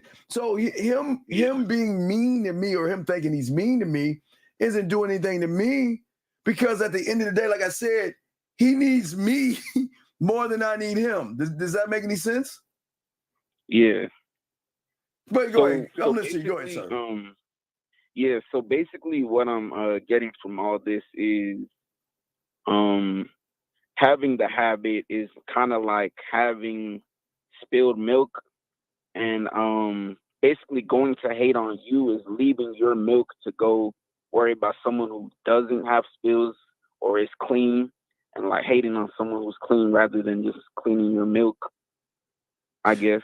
Wait, say that again. Say that again. Like, basically I'm saying wait. Let me give you another guy. Hold on. I got another one. Go ahead. Look what this dumb fuck is saying. All the guys in here, does this help? Just a question. And he don't even know who the fuck I am. But I would tell him it's not going to help you. This is a winner. This is a place for winners, not you. And I'm not being mean. This is a place for guys who women fuck with and are learning game. And you see what I'm saying? Let me tell you about the GOAT here, the guy here. You want me to tell you his story? Let me tell you his story. His story is a quite easy one, like most of these guys, because they have the same things in common. This guy asking this question has no identity. He has no self-image. He has no self-concept, and he doesn't know who the fuck he is. But he has the nerve to ask the question to everybody, does this help, versus seeing it for himself. Do you see how that works with the red pill thinking? They always want to look to other men for the answers instead of finding out the answer themselves. Do you see how that works? Why everybody can't be a man? Because they're looking for other men for answers versus learn the answers right here. You see what I'm saying? So yeah, it's basically about just working on internal problems rather than looking at everyone else. And I'm not saying Minecraft is a bad thing, but what I'm saying is that when you mix Minecraft and Legos, there's a concoction right there of bad. But go ahead, I'm listening. Go ahead. Yeah, basically, to sum it all up for my call, just looking internally, fixing internal problems and habits rather than looking at everyone else is how you start the process of getting out of that. All right, great question. Let's look at everybody else. Let's look at everybody else. This young man says right here, says that I look to Kevin Samuels for the answer. And he's telling me to be myself. Isn't that funny? How long have I been He's looking at someone else. How long have I been doing this for, caller? How long do you think I've been doing this for? A long time. How many decades have I been doing this? Probably like 4. Yeah, I think probably like 40 4. years. Yeah, 40 years. Yeah. So before there was a feminine bitch ass Kevin Samuels motherfucker, there was a me. I was before YouTube. You're forgetting. I knew Kevin when he was broke. Remember, I gave him $300 to fix his fucking phone when he didn't have anything. When he was teaching guys fashion. Remember that motherfucker? So please do your homework before you make a false assumption. Please do your homework, okay? But the crazy thing is that you're here because you're crying for help too. See, you see what I'm saying, big dog? All these guys out here, do you see how they cry for help? Because here's the funny thing. They talk shit to men, but buckle like bitches around women. Do you see how crazy that is? You see how they sound out at work? So, but again, there's nothing to be mad at this young man. He's crying for help. Because he thinks this motherfucker that has nothing but game learned it from a motherfucker that's a fashion consultant. When do I teach y'all how to dress? That's not my expertise. So what, a fashion consultant turned dating guy, just like a guru that was teaching you how to lift weights. Remember, called Fresh and Fit, Myron Gaines, who was supposed to teach you how to work out. The same thing, using you dumb motherfuckers by giving y'all a bunch of bullshit. But what the fuck do I know about the game? You see what I'm saying? But go ahead, caller. I'm listening to you, brother. Yeah. So, wow, that's a lot. No, it's a lot to take in, but I'm teaching while I'm answering the question as well. I can multitask, but I'm showing you this. Yes. Yeah, I'm learning a lot. That's good. But you got so yeah, just basically I realized that only someone like you who is gamed up can help free me or show me how to free myself. So, well, it's not someone like me, okay? All right. It's not someone like me, okay? All right. All right. It's not someone like me giving you the answers. It's someone like me teach you the thing that it's going to take time to is doing it for yourself. Excuse me, sir. Excuse me. Can you tell me, Goat, when did the game be about women? What is getting women? Can you explain what is getting women to a motherfucking man? What can you explain that? The young man, the one that the dumbass came back in and he's talking about guys here getting women. What is getting women? What the fuck is that? See, you don't even understand the depth of the game. But go ahead, sir. I'm listening to you. Please go ahead, sir. Yeah, so you're showing us how to free ourselves, basically. So yes, yeah, I appreciate the call. I'll get more coaching, and thank you. Yeah, good call, young man. I appreciate you. We'll continue. Thank you, sir. We'll throw you back in. All right, guys, let's continue, guys. There are questions. Let me go ahead and answer some of your questions that you have, guys. Put a Q. We got you. Let's see here. Let's see. Josh asked a question. My grandpa was mentally checked out, neglects taking care of himself. Still in his middle sissies. I've distanced myself to avoid being around the misery. Should I be more? Well, Jay, as your own man, you have got to figure that out. But I would think that the parents of your parents should be the ones to actually take on that mantle, not the grandson. But if you feel that you have to do that, do it. But you have got to want to do it. Don't be guilt into doing it. But here's the thing, young man, you've got to decide this for yourself. You got to weigh the positives and the negatives, okay? Area code 289, sir. What's your name and what's your question? How can we help you? 289. Hello, going once. Yo, Steve, can you hear me? Yes. What's going on? What's up? One second. I can't hear you. Can you hear me? Steve, can you hear me? Yes. Hello. Yo, Steve, it's Mohat. What's good? What's good? How can we help you, brother? Yo, Steve, I have a question. Sure. And it's okay. regarding preferences, okay, you know how like sometimes your chick will get like new hair or do like a new eyebrow thing or whatever. Yeah. She'll fix herself up. Yeah, what about it? Right. I'm saying if she's asking me something and it's not actually my preferences, like I'm not trying to really hurt her feelings or whatever, but I also don't want to lie. You know what I mean? If I don't like did she do something to her hair or her eyebrows? Yeah. Like she does something like simple like that, you know? Okay, listen, dog. Look. How is she treating you? How is her character? Amazing. Yeah, amazing. So then why the fuck does what an amazing woman that treats you well decides to do something to her eyebrows because she thinks it's cute? Why do you give a fuck? No, it's cool. I want her to express herself. Oh, I'm just saying when she asks me, is that your way? Do you like it? How do you like it? You know, that's what it is. Like, okay. If you listen, okay. If you don't like it, just let her know. You know, hey, look, it looks good on you, but it's something that I don't like. You see, listen. You're allowed to say you don't like something, but there's a way that you say to someone that is actually treating you well versus someone you just don't give a fuck about. Right. I mean, if she's doing something, I mean, why do you care what she's doing? I don't understand. Why do you care? Like, what is she doing that is bothering you?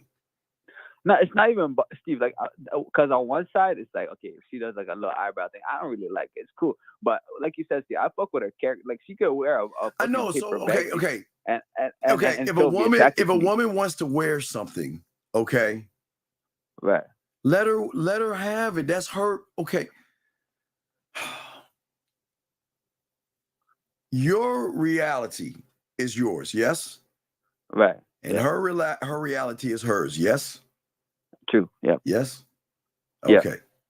So if she wants to do something that she finds that's something that she likes, okay. Even though you don't like it, it's okay to support it because who are you to tell her what to do to her fucking body and shit? That's not your, you see what I'm saying? It's not your call. Yeah. See, right. we it's not fair for a woman to do that to you, but it's not fair for you to do that to her. Okay. Yeah. I'm saying that even if you don't like it, there's nothing wrong with supporting it because it's something she wants to do. Okay. Yeah. Do you see what I'm saying? Yeah, I see it. No, I see it for real. Look at the bigger picture. This is not a thing of your program. This has nothing to do with your program. Right. This is her I do. This is something she wants to do. Okay? All right? Yeah. Okay. So if she wants to fix her hair a certain way, put highlights in her hair, braid her hair and things like that because it makes her feel good, yes, right? Yeah. Then if you don't like it, shut your fucking ass up and just support it. Don't listen. Right. See, the problem is, okay, here's the thing. I don't want y'all to be dictators. See, y'all think I'm trying to make y'all like dictators where this is like fucking cold ass Russia and you got to do it this way 100%. Okay. The thing about a man is we allow them to explore more of themselves by tapping into themselves. And if this is something that makes her, what's the key word here? Happy. Happy, right? Then why would I shit on something that makes her happy, even if I don't like it? Look, just because I don't like it doesn't mean I can't be supportive of what she likes. Right. Do you see what I'm saying? No, yeah, that's deep. Yeah. That's the depth of the game. So listen, just because you don't like it doesn't mean you got to shit on her happiness to make her feel like shit. If she does, listen, she does it because she feels it makes her happy. And she's sharing her happiness with you. So if she's sharing her happiness with you, meaning that we don't make them happy, we show them that they can find happiness in themselves. Yes. Yeah. So why would I shit on her by telling her I don't like that? You know what? You know what? It looks good on you. And you know what? If this is something that you love to do, I'm all for it. I support it. Right. But don't shit on. This is not, dog. Don't be a dictator. Let her do what she finds happiness. And she's coming to you not to be validated. Don't fucking validate her. I'm saying support her. Right. See, validate, you don't like it. So support her. Listen, if this is something you like to do, then cool. Hey, it's cool. It's cool. Hey, that's your thing. Right. Oh, you don't like it? No. Listen. Watch this, Mo. What I like and what I don't like, that has nothing to do with all this shit. Because who am I to tell you what to do and what not? Remember, free will, motherfucker, right? Right? Come on, Mo. Yeah. So we got to get out of our fucking, well, I don't like this and I don't like that. There are going to be women that's going to wear things you don't like or colors you don't like. But if they fucking like them, let them have that shit. Okay. Let her have that, dog. I mean, she's already on a program, right? So let her have some shit, dog. Okay. If she wants to, look, don't ask me to do it. You see what I'm saying? Yeah. Don't ask me to do it. But look, look. She comes to you with her shaved eyebrow, right? Right? Mm-hmm. You know what you can do? Just kiss the eyebrow. You're done. Right. Just kiss her eyebrow. And then that way, she won't even think a second, does he like it or does he like, oh, wow, he really, He kissed it, right. He kissed. You see what I'm saying? Yeah. Don't shit on women. We don't teach you to browbeat women. Remember, elevate and educate, right? Mm-hmm. I am not your source of happiness. I want you to find happiness in yourself. And I want you to be happy in what you do. I'm just your support system. I'm going to support you. Now, you know me, I don't support excessive drinking and drugs and shit. That's not my thing. You know, I have my thing. Right. But what I'm saying for you is that now it's one thing if she's snorting coke and taking fentanyl and Percocets and doing all that shit. That's not me. So I can't support that habit. So I have to let you go. I can't support that habit, right? But just something that's going to grow back. Guess what? She cuts it. It's going to grow back. It's going to grow back. Right. You see what I'm saying? Yeah. Okay. All right. Yeah. Okay. All right, Steve. Appreciate it. And what I'm saying, you got this, buddy. You got this. And all you got, all you got to do is see the bigger picture. Okay, buddy. Yeah. 100%. All right. Well, good job, buddy. Okay. All right, Steve. All right. Thank you. All right. Respect to you, young man. Good call. That was a fucking awesome call. Guys, let's get back to what we're saying. We're talking about the prison in your mind. Shout out to you guys. Got a question. We got you. Let us continue here. I already talked about the grandfather. He said, question here about habits. Does that relate to when guys create scenarios? Oh, Riz, A+, young man, A+. Riz, so Riz, a lot of young men, and there's no knock on you young men, but again, this is a true circle, and this is going to sting a little bit for you guys, but it's going to make sense. The math will math if you just pay attention to what I'm saying. Okay. You have not created a sexual amusement park. You have not created a mentality of love for yourself. You have not created an understanding of yourself to have self-worth. You have not created a brand or an image of yourself of love and understanding and admiring yourself. You haven't done any of these things. So because you never did any of these things, or have done any of these things, done past tense, if you haven't done any of these things, the problem is that you look at your interpretation of the world or your reality of it is a false narrative. So the scenarios that you are actually creating are false, fakes. Okay. There is a future in which you can create And then there is this future that's like on TV and movies type shit. There's two types of futures. There is a future that you say that I see a woman that I'm interested in, and I'm going to go talk to her. Go talk to her.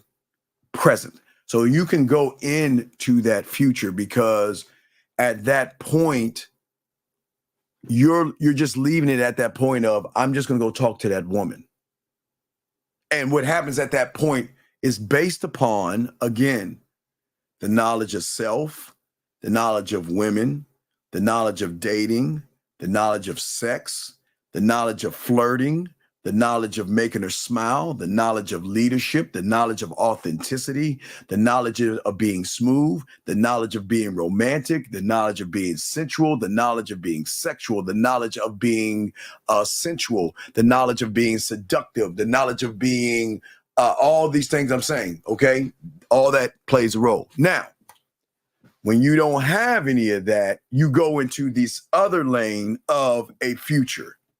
Now, this future is a future with dragons and unicorns and everything else. It is a fake future because you're saying, well, I could go over there and talk to her, but she looks like the woman that will date a guy that's 12 foot tall. He's got to have a 15-inch dick and ride unicorns. I can't get her. I can never talk to her. I mean, look at her. She looks like the kind of woman that would date this kind of guy and all this other stuff. So what you're actually doing, okay, is that you're looking at a false future based off of, listen, gentlemen, judging the woman. See, you look at a woman and automatically, because she's beautiful in your eyes, her titties are something that you like. You like the roundness of her ass. You like the curve of her hips. You like her thighs. You like her lips. You like her facial features. Whatever your thing is, there is something that attracted to yourself to that person.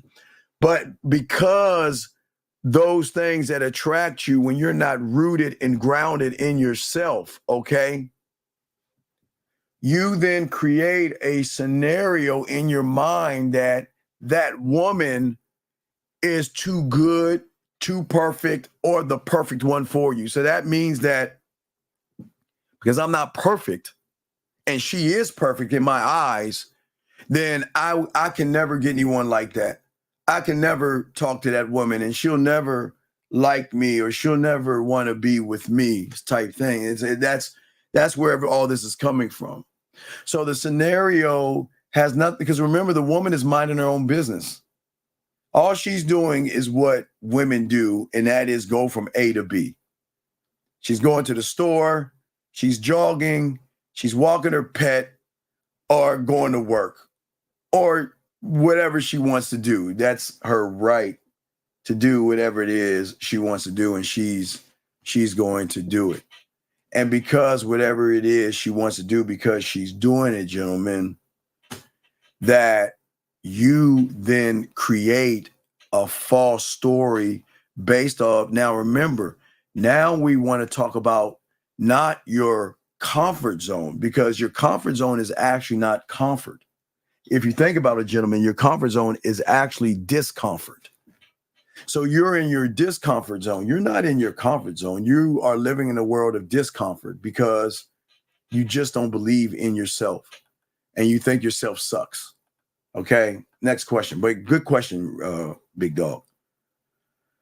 How come my outside reality is amazing, but subconscious mind will try to bring me down? Dog, you're fucking... Dog, I'm not going to answer this because you're full of shit. I don't know why you going to sit there and lie. And I hate to call you out on this shit. Dog, listen. This is a place to just be honest and stop trying to act like you're better than everybody else in this motherfucker. We all know your story. We all know you always lie in these fucking text messages, and we all know you're chicken shit scared of women. So please stop acting more than what the fuck you are. Please, kindly, please. Let's get to this person right here. DY. Is being successful in the work or business make you a...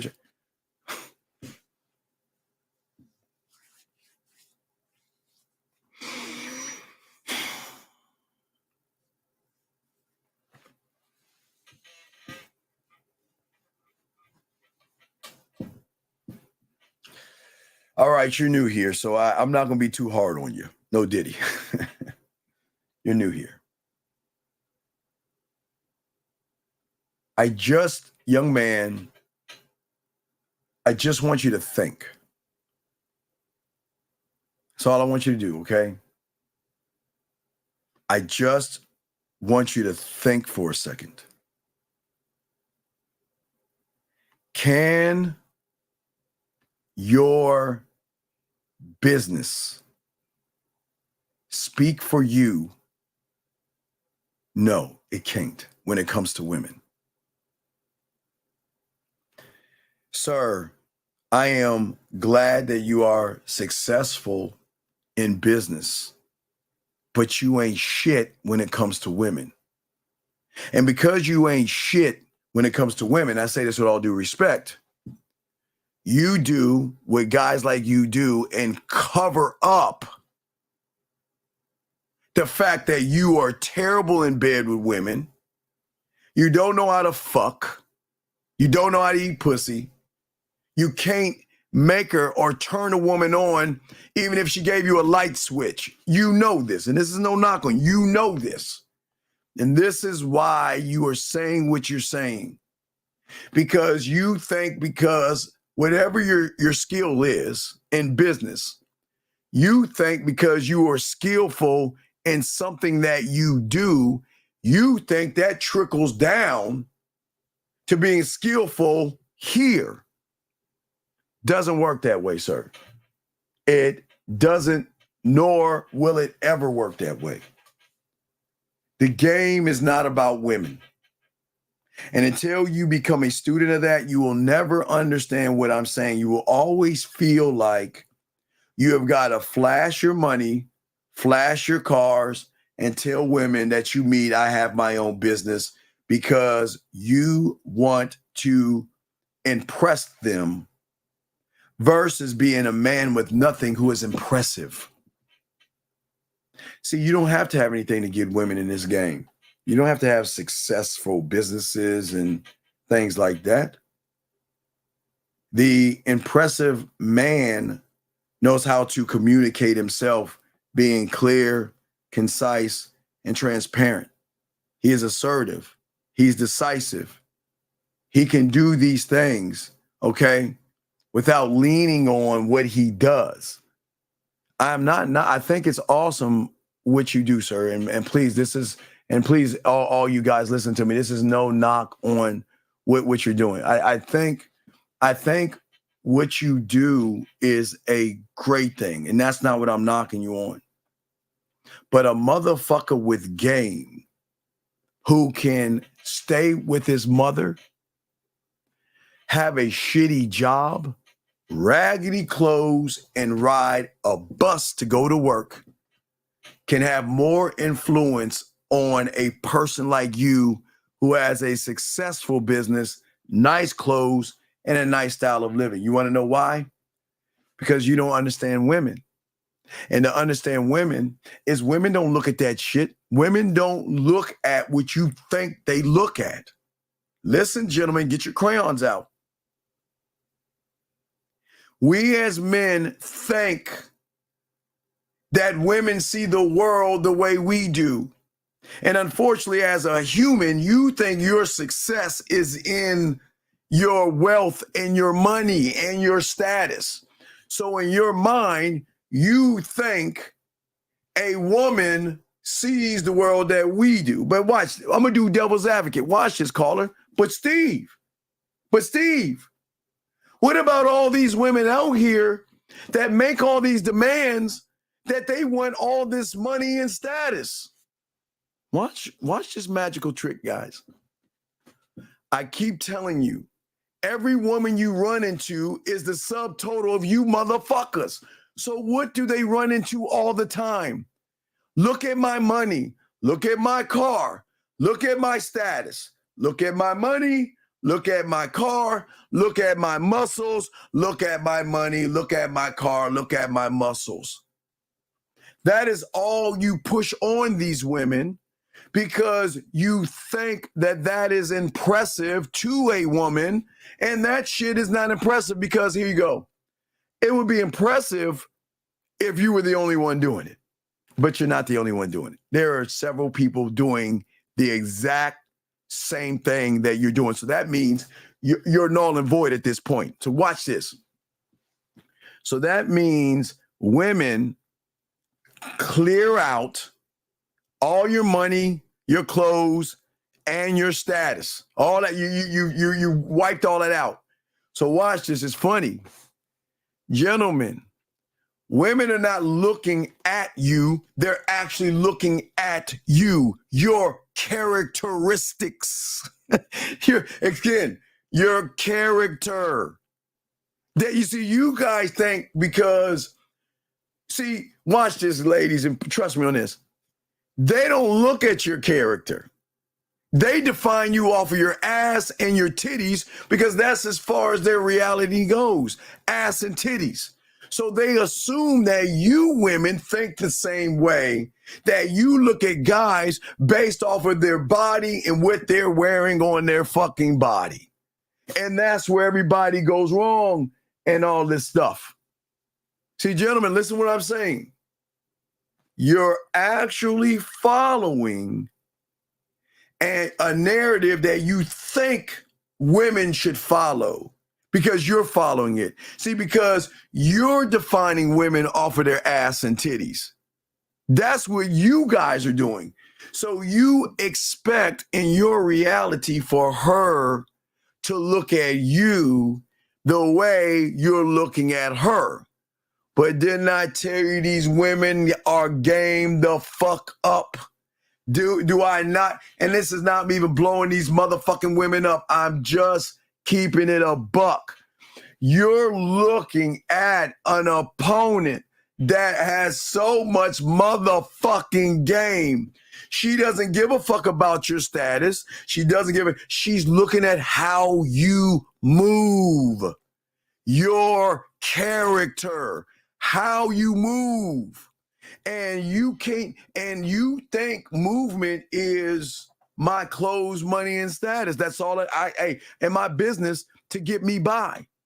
But gentlemen, do you know what she sees that you don't know that she sees? She's peeling back. Okay, watch. Okay, what do I always show you guys? And this was like the movie in 1939 before the internet. You want her to see a mighty, powerful person. But then this is where y'all guys fuck up because y'all think women are stupid as fuck. Y'all think women, just because sometimes they do a little bit of ditzy ass shit, that they dumb as fuck. But my brothers, they know you for what you are. You're that puny, tiny motherfucker behind the curtain that hides and portrays like you're that motherfucker. And she recognizes that you don't think strategically because her ass and titties are enough. You don't see the big picture. You don't have direction. You don't have any kind of sexual vision.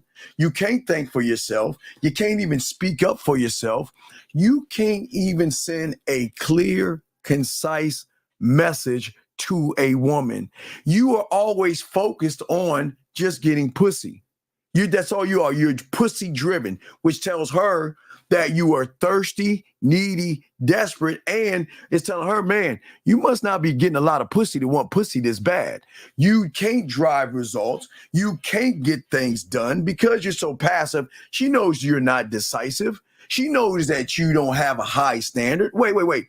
You can play the part and dress the part, but you're not the part of the high standard because the high standard is not in the clothing. The high standard is in the mindset and the mentality. She recognized that you're scared. You're scared of women. She recognized that you can't lead by example and you don't even have influence but you don't even have sexual influence over her.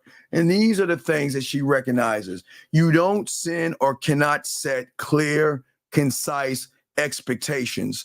You don't even know how to delegate. You don't even know how to empower a woman.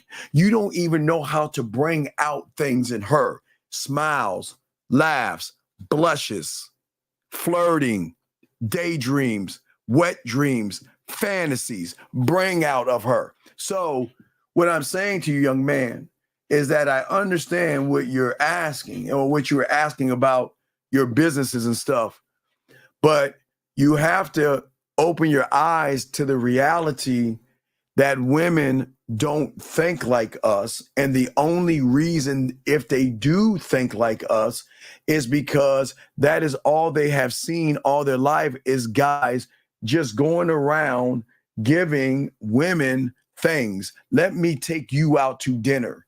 Let me kiss your ass. Locked in with the commercials coming up in what? Like 4 months. Every kiss begins with K. Oh, there's nothing like the diamond ruby, and get her flowers, and you do everything you can to impress her with trinkets and shit. And that shit doesn't impress her. You know what impresses her?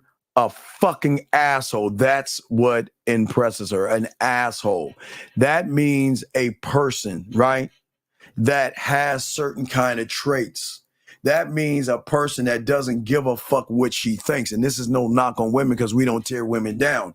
We don't give a fuck what they think, and we don't give a fuck what they do. They're allowed to think and do what the fuck they want to do. What the business is it of mine? As long as she is moving with respect and showing me that she is worth something, that's no problem because we're not scared. You guys are scared. You don't have to admit it. It's fine. We're not knocking you. A lot of you are scared. You create fear, you create worry, and you create a lot of bullshit. So hopefully I was able to answer that question.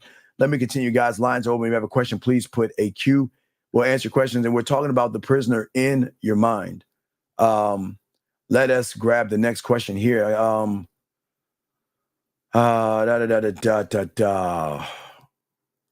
I don't know what you're talking about right there, Brandon. You said you were going to bring me back to reality. What were you going to say? Man, nigga, please. Anyway, so we should Jay, listen, Jay, listen, brother. And DY, all respect to you, young man. I appreciate it. It was a great question you asked. And it was no disrespect. You got to see it. But Jay,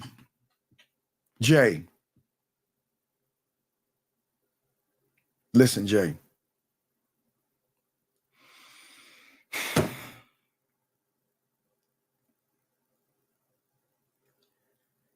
We are all going to hit a wall, Jay. It's going to happen. I know you young motherfuckers don't believe it, but one day you, like me, and like everybody in this world, is going to hit this fucking wall. And what does that mean? Right now, you guys are working your way up the mountain. Me, on the other hand, I'm going down the mountain. I'm going towards my death. I'm going down the mountain. You're still going up the mountain. So you think that you are you can eat anything you want to eat.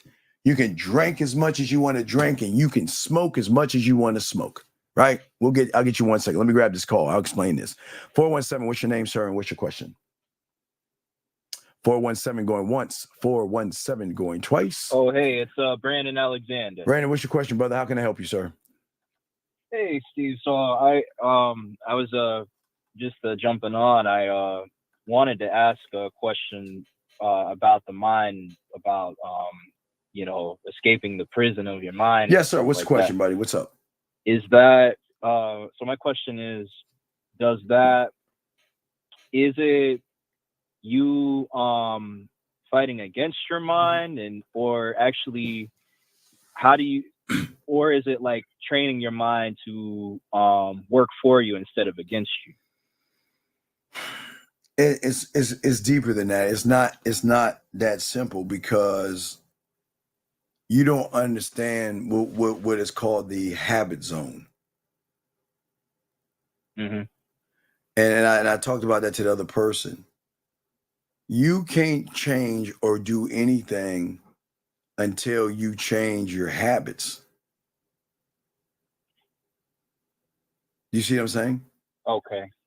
Like, is it? But how? I guess my question is now, like, how do you train your mind? No. Like, You're remember I told you you're already training your mind. Okay, so what I'm saying to you that you're not understanding is that everything that you're doing right now is based upon habits that you allow yourself to move on to live comfortably in this fucked up world, in this prison that you're in.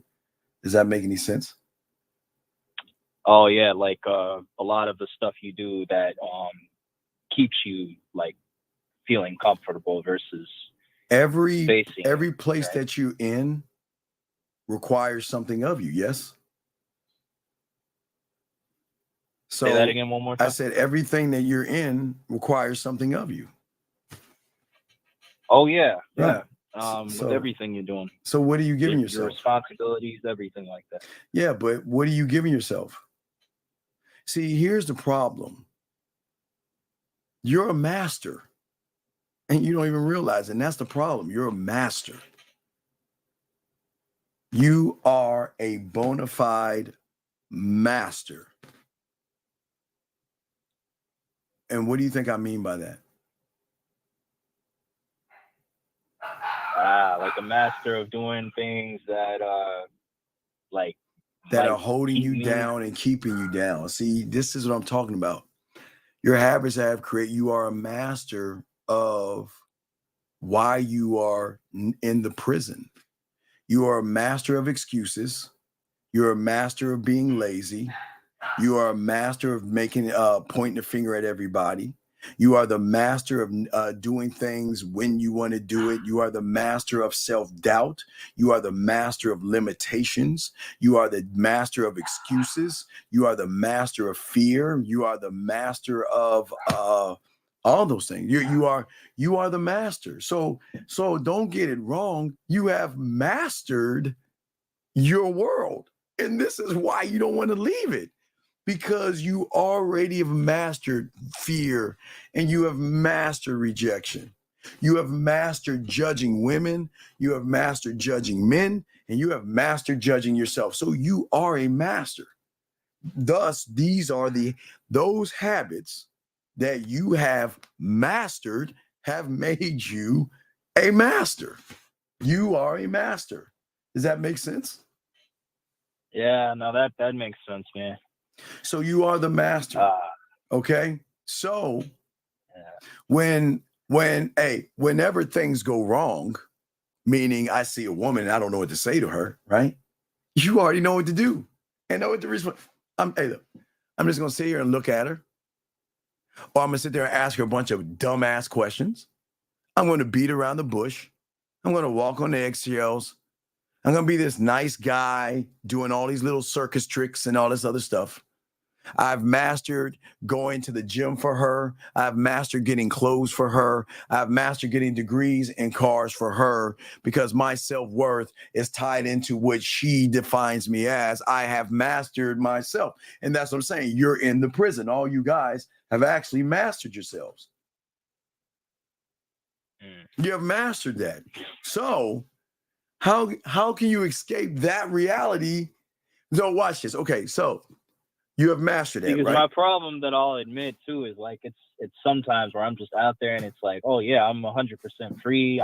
But then sometimes I'm like, no, but you're free. No, you're 50% free because you get to leave the jail cell, but you're still in the prison. So the mind allows you to be free, but you're still locked in. So you're not free. But now let's take that person's mentality. All right. So that person says, okay, and look at this. Now, I won't say anybody. I'll say my book. Let's take my book. All right. My book. I won't say anybody's book, my book. All right. My book. Right. Without the right coaching, the way you think, you can read this book right here, this book, or any book. And with that mentality, because again, I want to keep it straight. It is every book. It is every book. Whether it is my book, anybody's book, self-help, you name it. It doesn't matter the book. It is the person that's interpreting what he is reading. Okay, so let's pause for a second. So the person that's interpreting it. So what you're reading has to come back to you through a filter. And what do you think that filter is that I just talked about you mastered? Your mind. That filter, right, of all those bad things. So when you're going through all those things that you're trying to filter through, then you're not getting the answer. Or if you get the answer, it's going to be on paper. You know, today. I've noticed that too. Right. And that's why a lot of y'all guys mess up with women, mess up with yourselves, because you write it and it looks good on paper, but you ain't about that shit. You ain't about that game unless you're a student of it. So, see, people think it's as simple as think it, do it. And that's why I keep telling you the affirmations, leave that to the women. The motivational shit, leave that to the women. And you have got to clear your cup of all that shit, because that shit holds you down, because it gives you a false sense of your reality by lying to you, telling you you're something you know you're not. So if somebody says, just tell yourself you're good enough 5 times. Write it on a book or go write it down 5 times. I'm good enough. I'm good enough. And I'm good. So you're like, yes, I'm good enough. And then you see that woman, you back to square one, lower then, because you lied to yourself. But see, the world doesn't want you to know that. The world wants you to think that you can watch an inspirational video of somebody working out, climbing a mountain, or running and sweating. That's going to make them feel like, ooh, yeah, this is going to change years of me putting myself down, doubting myself, talking about myself, and living myself. A 2-minute video. Ooh. Do you see how fucking crazy that shit is? How silly that shit is? Yeah, well, it's just not it's not helping people to understand how to truly work on their minds. But the world is not built for you to win. Do you understand there are things happening right now that have to keep you down? Pharmaceuticals, how are we going to sell you those pills to make yourself feel better about yourself if you're always high on yourself, right? How are we going to, how is the economy going to sell you, you know what, you better buy that rose because it might get you some pussy. You better buy her a dinner, it might get you some pussy. Something big with that is CBD right now. Well, that's what I'm saying. You see what I'm saying? What I noticed, like, it was just like, wow, like, I mean, this one time, I mean, there was a time where I experimented it and I just noticed the line of guys that were at the nightclub just like standing depressed, you know, drinking at the bar here, and here I am going out. Right. You're okay. Think about this. Now, I don't judge druggies and people that do drugs. And not saying that you can't. I don't. Well, you know, I mean, as an alcoholic myself and a crackhead, I don't judge. But what they don't see is that they're trying to escape a reality that they created. So how the fuck are you going to escape that by snorting coke or getting drunk? How do you escape that reality? You can't, and that's the problem. Right. But so the moment I talk about this, then I'm the asshole and, you ain't shit and you don't know me and all. I'm not, you see what I'm saying? I'm just saying, you can't escape that world because the habit that you created won't allow you to escape. You can't. There's not one drink that's going to take that shit away. And there's not. And I'm definitely listening, Steve. Sorry about that. I got the cops pulling up on me. Oh, man. But, All right. I'm going to let you go. I told you to get on the 100 Club, dog. I don't know why you don't listen to me, dog. I told you to join the 100 Club. Come on, dog. Think, man. Join the 100 Club, man. Go take care of that shit. I'll let you go, B. Join the 100 Club. All right, man. All right, Brandon. God, come on, B. You got to. Let me get back to the question here. Let's see here. Let's get to the next question here. Yeah, so I answered that. Yeah, I just answered that. Jay asked a question. Jay.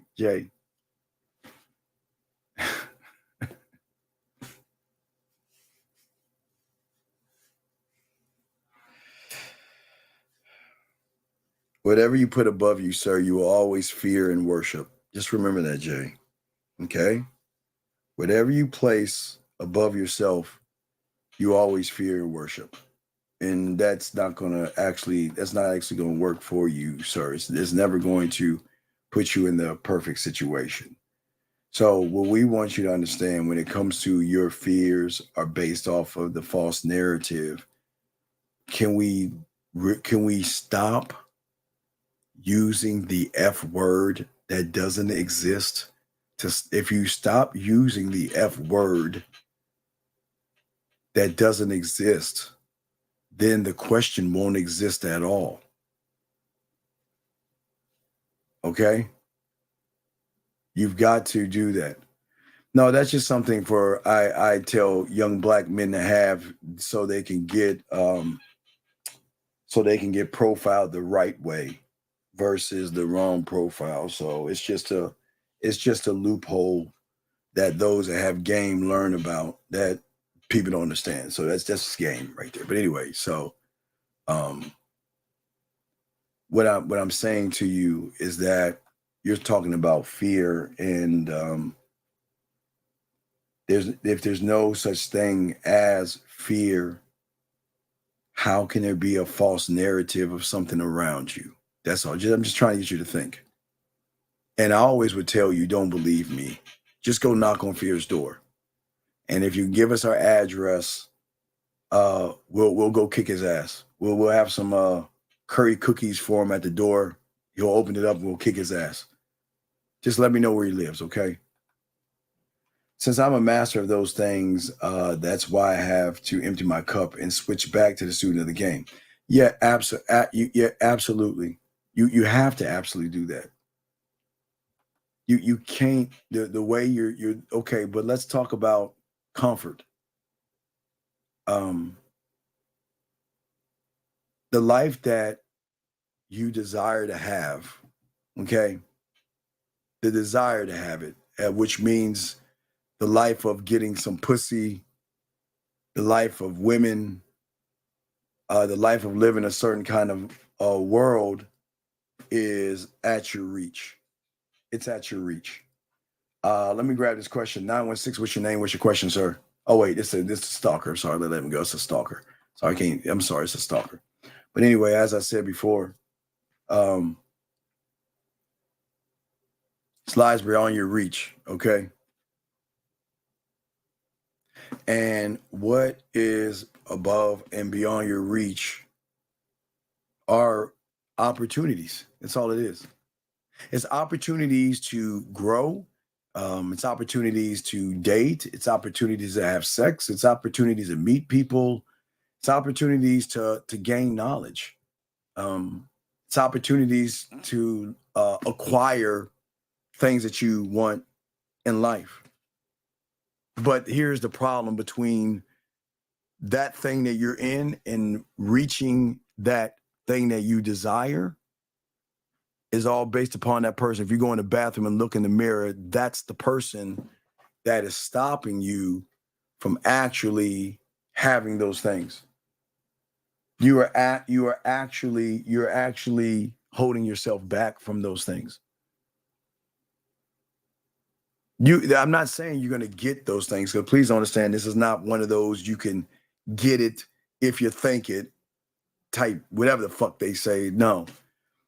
I'm saying the opportunity is there. That's a 50-50 chance. You come into this thing outside of that door, outside of your reality, you're at 50-50. There is a 50% chance that you can get what you want, and then there's a 50% chance that you won't. It's 50-50. You always can go in 50-50. Never assuming that you're going to get it at 100. But the moment you make it a 60-40 her, 70-30 her, 80-20 her, then you don't even deserve the thing that you actually want. Now, the problem is, now I know a lot of you guys are saying that, wait, Steve, why can I flip the balance and make it a 90-10 and 80-20, 70-30 my way? Because at that moment, let's write this down, that is bad, because then you are creating an expectation of what you think should happen versus what's gonna happen. Write that down. This is deep right here. I don't want y'all to drown on this. This is what I'm saying. All right, come on, guys. We kind of getting deep here. Don't drown on me. I want y'all to think about what I'm saying. Always go in 50-50. I'm not saying don't go and put 100% of yourself in. And I'm not saying don't believe in yourself 100%. But the moment you don't accept that it's that simple, you have a 50-50 chance. That means that there is a 50% chance that she will say yes, and there's a 50% chance that she would say no. That's the truth. That's the is. That's not the could be. This is what I'm saying. That is the is, not could be. It is. That means that when you walk up on that woman, there is a 50% chance she will say yes and a 50% chance she will say no. Okay? That's it. Period. Okay? Where your problem comes in at is that you want to tip the scale. Now, it's a very tricky thing here. Because see, the moment you tip the scale from your reality, she's beautiful, give her 10%. She's sexy, give her 10%. She's gorgeous, give her 10%. How do I talk to her? Give her 10%.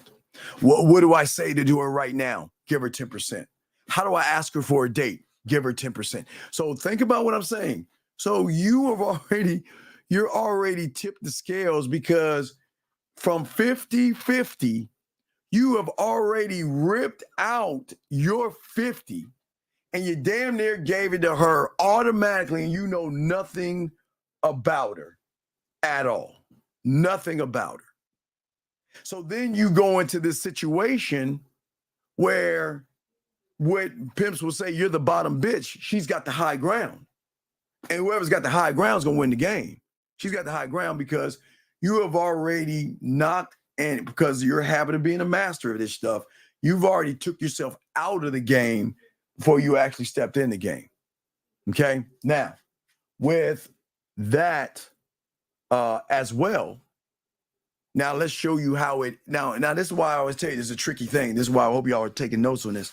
Now, with that being said, the other way you can fuck yourself over is, like I said before, why can I tip the scales to be more than 50-50? So what you're trying to do is you're trying to change the rules of the game. So you can't change the rules of time, life, and the game. They are before us, during, and after us.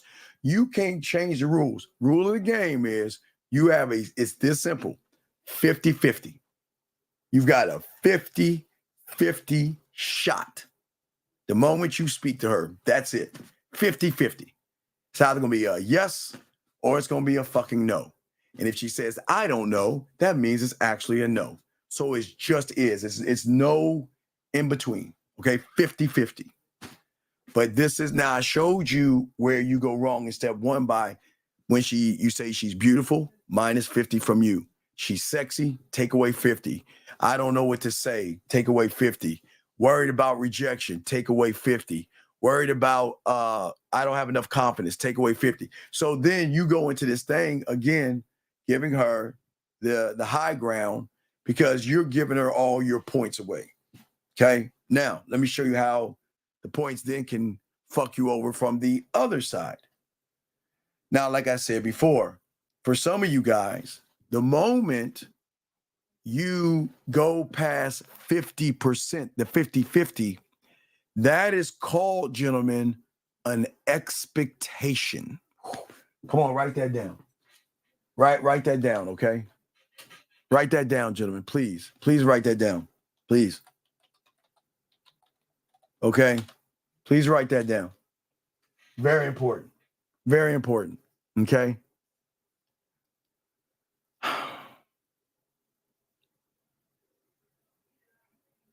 Unrealistic expectation. That's what it actually is.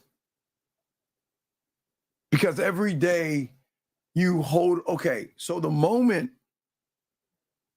you take points from her. Now remember, because I know what y'all saying, well, is it fair that she's taking points from me? But wait a second, think. Is she actually taking points from you, or are you giving her points? She didn't take, she's sexy, beautiful, gorgeous, I gotta fuck her, I gotta date her. She didn't take anything from you. You gave her the points. So don't think that this is like, oh, that's unfair for us. Remember, I'm gonna say it again. She never took anything from you. You gave her the points. All right? This is what I'm saying. You gave her the points. All right? Listen to what do you mean elaborate? TJ, call in, sir, because I don't understand what I'm saying that you don't get. I'm making this kindergarten. What don't you understand, sir? Call in. I don't understand why you don't understand. Call in, sir. Just call in. You just go ahead and call in, and we'll take care of you. Just call in. Just call in. Just call in. I don't understand why you don't understand what I'm saying. The math is mathing. What I'm saying is, because a lot of you guys are going to say, well, that's unfair. How is it that she could come in this shit 100% when we can't come in at 100%? Okay? How is it that we can be at 0 and she can be at 100? Because listen to what I'm saying. You're giving points away through the emotion and the femininity. You're giving the points away. She's not taking the points from you. You're giving those away. The moment you lift a weight for her, you're giving it away. Now those points are in the just floating around things when you tricking your money off for women. So, but it goes to show that you come in less than 50 anyway. But whatever you give away, okay? So what I'm saying is this. But I will show you how she can give you points in a second. But for right now, I got to explain where you're messing up with the expectation. Your expectation that you have of her, once you go past 50%, is nothing but what you want to happen. And these things, these expectations you hold on, influence where all your attention goes. And that's why your attention is on money, clothes, status, cars, weightlifting, and everything in between, because you are focusing on false expectations. Because the moment you feel that you deserve pussy, she should give you pussy, just off of GP, then you have created false expectations. Now, the way that a woman can give you points, okay, is that there are things that she has to recognizables. Okay, listen what I'm saying is it's very important. Recognizables, okay? These are things that she has to recognize in you. Okay, when she meets a man that can lead by example, when she recognizes that, that's -10 for her. When she recognizes that you have social and sexual skills, -10. When she recognizes that you are authentic and you ain't playing games, -10. because it's at that point she can't recognize what's in front of her because she's not used to a man. She's not. She's only used to males. She's always used to every time, the moment you see me, I already have power over you. That's what they know. And that's what a lot of guys don't understand in this thing. You see what I'm saying? You automatically give her the power because of the expectations that you have. Okay? And these expectations that you have will always influence what you will do and what you won't do. Follow me on this. Because you want sex so bad, you will go to a YouTuber that will say, get a one-night lay. That's what the PUA say. Sleep with her tonight. Get some pussy tonight. You can fuck her tonight. Some of those guys, you can give her your cock tonight. Whatever they say, right? They will follow those because that ties into the expectation of the prisoner. That ties in. So he will quickly run to anybody that will tell him, you can get it tonight, because all these women are so fucking gullible. They fucking everybody, so why shouldn't they fuck you? You see what I'm saying? But on the other hand, it will also, the influence will stop you from doing anything. Because no matter what information you are given and whatever you give away, at the end of the day, you know your characteristics are boring, bland, and less than, not even basic, and you know that you're not the guy. You know you're not the guy. Most of y'all come to Jesus moment and recognizes that you're not the guy, but you know you're not the guy. You know that from the moment that you watch any Red Pill, any Manosphere, and you put on a piece of clothing, lift a weight, or look for a degree or a passport to get some pussy, you know you're not the guy. You know, it's just cool. It's no knock on you. You know you're not the guy. But what you don't know, that she knows, is that her pussy,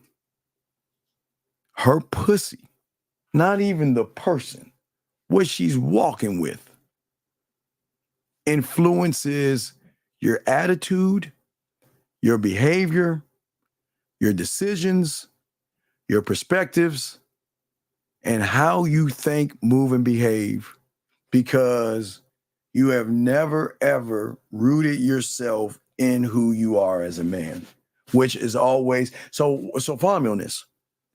This is what advertisers know. This is what marketing agencies know. Everybody in the whole world knows this, but you motherfuckers. They know that all we gotta do is put a piece of pussy in whatever we want to sell to influence you to buy it. That's why, gentlemen, think about this. Tonight. You know why? What's so special about tonight, gentlemen? You know what's so special about tonight? What's so special about tonight is Thursday is 9 times out of 10 called Ladies' Night. In some area where you live, in some place, there is a ladies' night going on at some club, meaning that this is our money day. Now, we get money off you motherfuckers Friday and Saturday. We gonna get our money.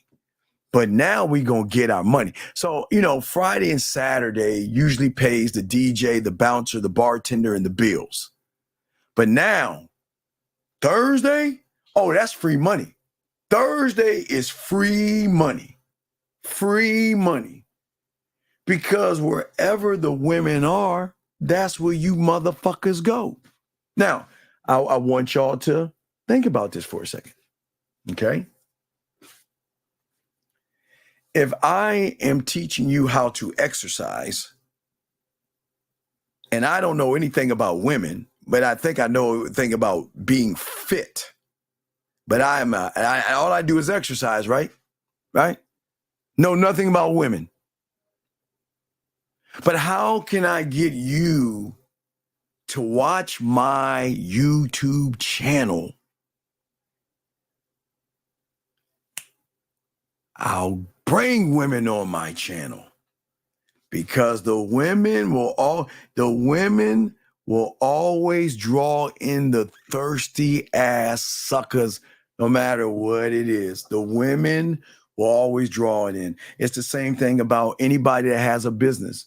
If you notice any of these workout places, sure, they have a few guys at the desk to protect people, but who's always at the front of the desk greeting your ass? Some nice piece of ass smiling at you. If you go to the mall, don't believe me, gentlemen, I want you guys to go to the mall. Just walk in the mall. Go into any man's store, and what are you going to see? Some nice piece of ass smiling at, hey, how you doing? Wow, do you need any help? Can I help with anything? That's how they do it. Wherever you go, the waitresses, wherever you go, strip clubs, regular parties, wherever you go, it's the same thing because they know women are always going to influence your decisions, your behaviors, and your expectations and stuff like that. And you are willing to pay for the thought or the expectation of pussy. Because what does the club give you a thought of? Buy enough drinks, maybe you can take her home and fuck her. Go, hey, you gotta buy today. You gotta buy your way. And the women, hey, come on in, ladies. Ladies, come on in. Have a good time. Dance. Shake your ass. Have a great time. We want you to have a good time. But you guys, I know you gotta pay. You gotta pay. And not only that, think about the stripper clubs. You gotta pay to get into the motherfucker. And then you gotta keep paying to get the attention of the woman who is making you feel good. You see what I'm saying? And that's why having the expectation is always going to hurt you guys, because your expectation or your prison is always going to direct your life in so many ways. And the worst part is that you're holding on to the expectation. Okay. And you don't realize how flawed the expectation is because it's not 50-50. You never go in, listen, you should never go in above or below the 50. And that's being honest. You never go in above or below the 50. Going above the 50 is an expectation. Going below the 50 is thirst, desperation. You know what I'm saying? It's desperation. It's validation below the 50. Because you're what you're doing is you're just worshiping. It's like you're worshiping. I fuck validation, worshiping. You're worshiping and telling her all these things. So that's actually below the 50. But if you're on the 50, motherfuckers who have game, they stay on the 50. Because they don't have there's no expectation. This is the only expectation they have. The only expectation they have is not of the woman, but of themselves. If I see something I'm interested in, I'm gonna go talk to her. The end. That's it. So they're never going above or below, because the expectation is on oneself, which is actually freeing the mind. It's actually a freedom of mind. It's a freedom that they actually go through for themselves. It's freeing themselves. So if you guys actually think about it, that's the thing about it. See, I just want y'all to think, because this is a thinking man's game, right? Don't believe me. I just want y'all to think about something. When is the last time you went in a situation thinking 50-50? You don't, because either you have an expectation that, okay, I need to do all these things to get pussy, or you are worshiping pussy below the 50 by giving away your power, by telling her how beautiful and how sexy and gorgeous and damn, you're so fine, girl, and all this other shit. So it's not a thing of, well, what about the women? I mean, that's not fair. You know, it's not fair. It's not fair that the women have all this power. Wait. Who said they had the power? Whoever said women have power. You give them power, but no one said they had power. You give them power. See, we don't give them anything but who we are. We move at our own pace. We don't try to fit in. We don't seek their approval. We're very unpredictable, and they just can't read us. You see what I'm saying? We don't give them power. Now, we can make them feel good by how they move with us afterwards, but we don't go in trying to snatch power from women, because I don't want y'all to go into this thing like trying to snatch power from women. Women recognize leadership, and they recognize men, and they recognize men. The power is in the no. The power is in walking away.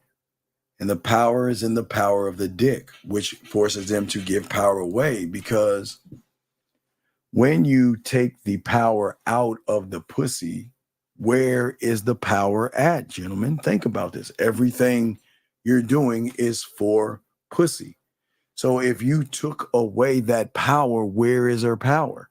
Where does her power lie? And women know this shit, but they go around blinking their eyes and smiling because they know. Listen, gentlemen, they know just because you guys know it, they know the rest of the world doesn't know that. So they don't give a fuck. Hey, look, it's this simple. Hey, look, a few of y'all can get through, and that's fine. But the majority of you motherfuckers will always be under our power.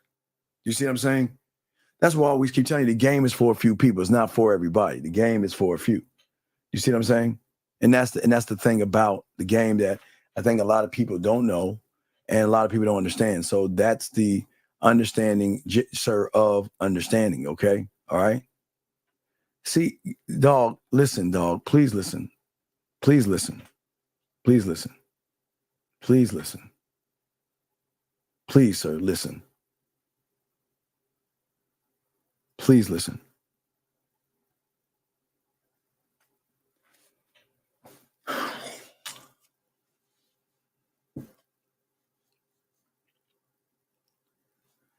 Is this the red pill or manosphere, sir? Goat, is this the red pill or manosphere? Am I red pill or manosphere? Goat, just let me know. The goat, tell me. Am I red pill or am I manosphere? Am I red? Tell me, the goat. Let me know. And I need you to answer that question. You think I'm a part of the red pill and manosphere? Yes or no? For over 40 years, sir, before there was even a YouTube, sir, I've been learning game.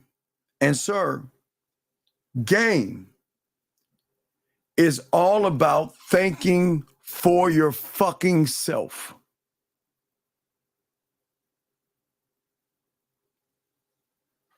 What does it matter what another man thinks of something when you're not even a fucking man yourself?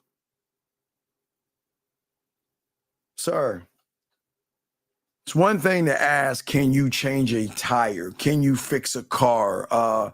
Do you know how to cook? Can you teach me how to tie a tie? Can you teach me how to cut grass? Can you teach me how to put a light bulb on? But the moment you ask a motherfucker what he thinks about a fucking woman, you already lose. The moment you put a woman in the equation of game and manhood, you already fucking lose when you're asking what somebody else thinks. I'm asking you, I'm not I ain't red pill. I'm a man. So I'm asking you this question. What does it fucking matter what I think? Do you ever hear me tell any of you guys to get married? What do I tell you? I tell you motherfuckers, don't even get in a relationship. If you don't have a relationship with yourself, don't get in a relationship, you're gonna be food. Don't live with a woman, you're gonna be food. Don't date, don't live with, don't fucking get pregnant, and don't get engaged and don't be married if you don't know who the fuck you are, which you don't. Don't get married until you're ready to duplicate yourself, if you're ready to push your bloodline on. That means that right now, you are your ancestry. You make up all your ancestors. So that means you are pushing your bloodline. That means you are pushing your ancestry. You are nothing but your ancestors. What you want to do with that is what you want to do. If you don't want to get married, don't do it. If you want to get married, do it. But you got to know why you're doing it. Don't ever ask another fucking man what does he think about marriage, especially to someone who don't even have any game. You shouldn't even be around women with that red pill rhetoric. More or less married. You shouldn't. You shouldn't. I always tell individuals, if you want to get married, do it because you want to do it. Don't do it for your mom. Don't do it for your dad. Don't fucking do it because your loser ass friends are all married and you're not. Dude, don't you fucking do it. Don't ever feel, listen, because I'm going to tell you how some of your fucking friends are. Watch this. This is very important. This is very important. A lot of you young men right now, you're probably in your 20s right now. So once you get around your 30s, this is when it's going to happen. It's going to happen in your 30s and your 40s. What's going to happen? All your loser ass friends, they're going to get married and they're going to be the bitch in the relationship, right? And you're going to be the single guy, 30 and 40, fucking with 20-year-old women, 30-year-old women, and their wives are not going to like the fact that you're bringing new women around all the time. So what you know what they're going to do with your friends? They're going to start pressuring your fucking butt buddy friends to start telling you, hey, man, you know what? When are you going to put the toys down? And when are you going to find a good woman to make a good man of you? See that shit, dog? Don't you listen. Don't let anybody persuade or force you to get married. The only reason, if you ask me, and this is just asking me, everybody else has their own interpretation. I believe and I was taught that marriage, okay, is for when you're ready to push your bloodline and your legacy. When you're not, if you're not ready to do that shit, there is no other reason to be married with a woman. And there's definitely no reason to shack up and play house with her. Because if all you're doing is playing house, don't do that shit. Because you'll be like that caller early on that shacked up with a woman, got her pregnant, having all these fucking legal issues. We're saying to you, what the worst part is, and I say this to all you guys, to be honest with you, and it's very important to hear this. It's fucked up that you guys follow red pill and content creators that tell you marriage is bad. That's fucked up. But it's also fucked up. You listen to people telling you marriage is good. See that, guys? I'm going to keep it 50 with you guys. It's fucked up. No one should tell you marriage is bad, and no one should tell you marriage is good. Because marriage is based off of the fucking person. It's off of the... See, here's the thing. You always realize a man will never have relationship problems. So dating, relationship, living together, engagement, marriage, they won't have problems. So men, that's why I keep telling y'all, men don't have fucking problems. But what the manosphere and the red pill has done is they scared you young men to thinking that the M word, marriage, is a bad thing. It is not bad, nor it is good. The M word, marriage, is based upon, are you a prisoner of your world or are you a free thinker? Ooh, wait. What does that mean, Steve? What do you mean free thinker? This is what I'm saying again. Marriage is not bad or good. It is based off of you. You can't take another man's life and his shit goes wrong. Okay, so listen to what I'm saying. Listen to that, okay? Okay, hold on a second. Okay, hold on, Jay, listen to me. I need you to listen, please. And let me say this. Let me say this to you. Listen. The problem is, young man, that you need to understand is this. As a man, you should never have to explain yourself to other motherfuckers. If you want to be monogamous, be. If you want a bunch of wives, have. But you never should have to explain yourself to any motherfucker on how you move. Men don't do that shit. If you want to be married, that's your choice. But you don't need to explain yourself to a motherfucker while you're married. And guess what? And if you choose not to be married, you don't have to explain to all your loser-ass friends who are married why you're not married. This is why I keep trying to tell y'all about the game. Y'all have to be able to think for yourselves. This is what y'all are failing in this. You want everybody to tell you how to think. And if you listen to the Red Pill, they're saying marriage is bad because they want man enough. See, remember, gentlemen, remember, I tell all you young men, and this is important, listen to me. This is very important. I always tell you young men out there that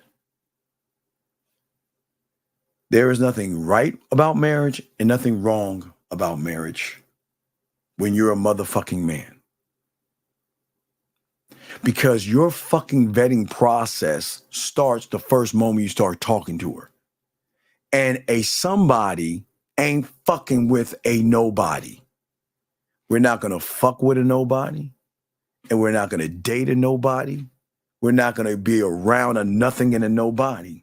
And we're not even going to give our dick to a nothing and a nobody. Remember, they got to earn our time and earn our attention and earn our respect. And this is why men rarely have problems. And watch this. And it's not actually a problem. It's a simple solution. A man can get married and still have a divorce and still be a man at the end of the day. Because guess what? Sometimes things happen. But then as a man, you got to know, hey, sorry guys, Kenny Rogers rule, 1970 Muppets, don't judge me. You got to know when to hold them, know when to fold them, know when to walk away, know when to run. That's simple. It's this simple, gentlemen. Just because you get in a marriage doesn't mean the marriage is going to work out, and that's fine. But it doesn't mean you can't just fucking walk away. Charge that shit. It's cool. It doesn't make you less of a man. But sometimes she might not be marriage worthy, and that's cool. And if she's not, then we're done, and that's it.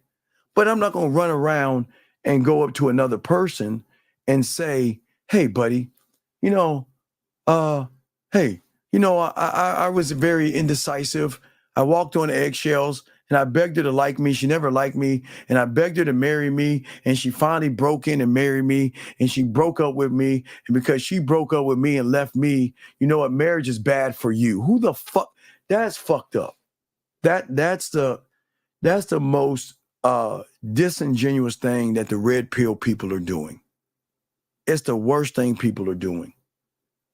See, the thing that a man should teach you young men is that as your own man, never judge a woman off of somebody else. Always judge a woman off of your interpretation of yourself. God damn it. Man, come on. Come on. Come on. It's just Jules here. Come on, God. Think. That's how you can tell the real ones from the fake ones. Because the real ones out here, gentlemen, I want you to want what you want, but don't make an expectation of what you want.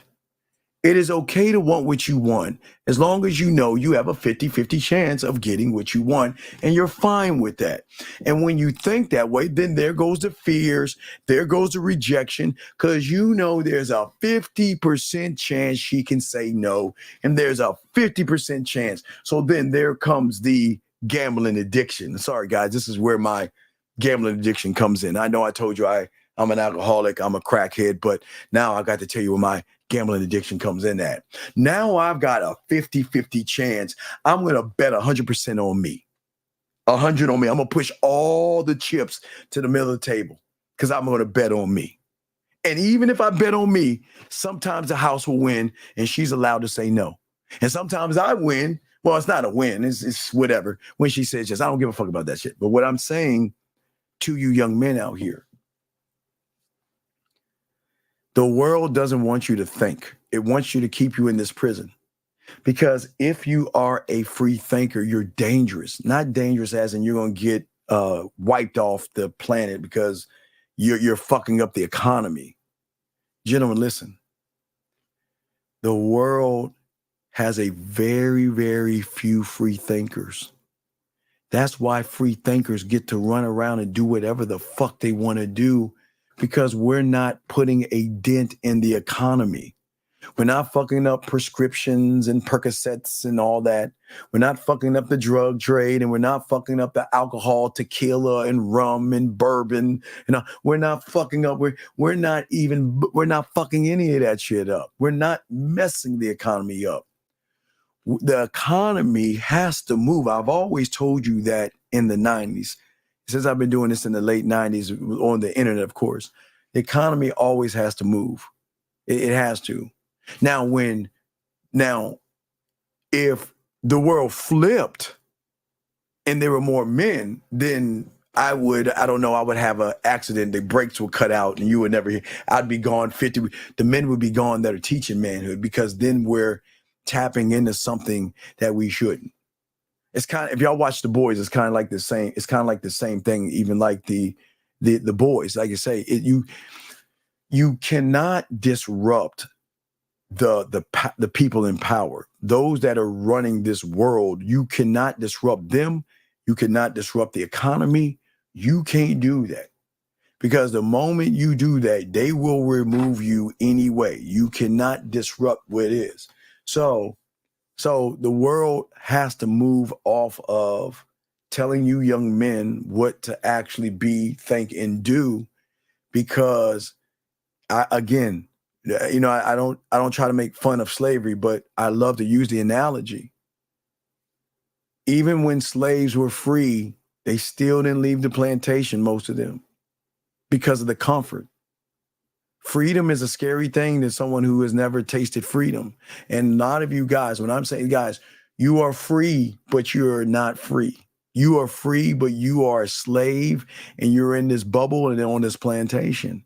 And the plantation is here. It's not, okay, as I said before, remember, the prisoner can leave the jail and go outside to get breathe fresh air, but he can only move off the confines of the box that he is actually in. So what your box is, you are free. You're free to go watch TV right now. You're free to get something to eat, to drive. You're free to do all that. But here you are in a prison or on a plantation where you are not free, because you have got to look to, now please listen. This is no knock on you young men. I'm trying to show y'all something. I am never going to tell you how to think for yourself. I mean, as far as think like me, I regurgitate, mimic me. I give you things and y'all can take that stuff. I'm fine. That's whatever. But game teaches you to think for yourself. That's why we say one thought, one mind, one way. See, the free thinker doesn't have an expectation except for himself. He is the expectation. And that's why you can come into things at 100. Because the expectation is in-house. You're working on yourself. You're building up think about this. I'll write this down. Think about this. You're building up and empowering yourself. What you're doing is you're building up a world here. Now I'm talking about free thinker. To see the world finally Clarity. And clarity is simply this. When you see that woman, 50-50. But right now, it can't be, because right now, when you see that woman, she's pretty, she's sexy, she's gorgeous. So call that an 80-20 her way. But this is what game teaches you. When you have the expectation of seeking clarity, but also the ability to teach, not her, but yourself, to teach yourself, that's where you change the game. Having the ability not to inspire a woman, but to inspire yourself. I'm not trying to be interesting to a woman because I don't give a fuck what a woman thinks. But I am an interesting person to a woman because I'm interesting enough to me, because I have the ability to create interesting things in my mind, to think for myself, to be able to share the vision with myself first. Remember, guys, I am the only guy on YouTube. There will never be another one to tell you.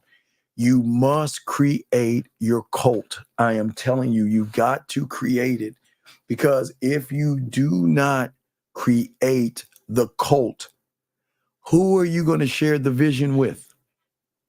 Who are you going to share the next great idea with? Because the great idea has to come from you to give to what? Your blacksmith.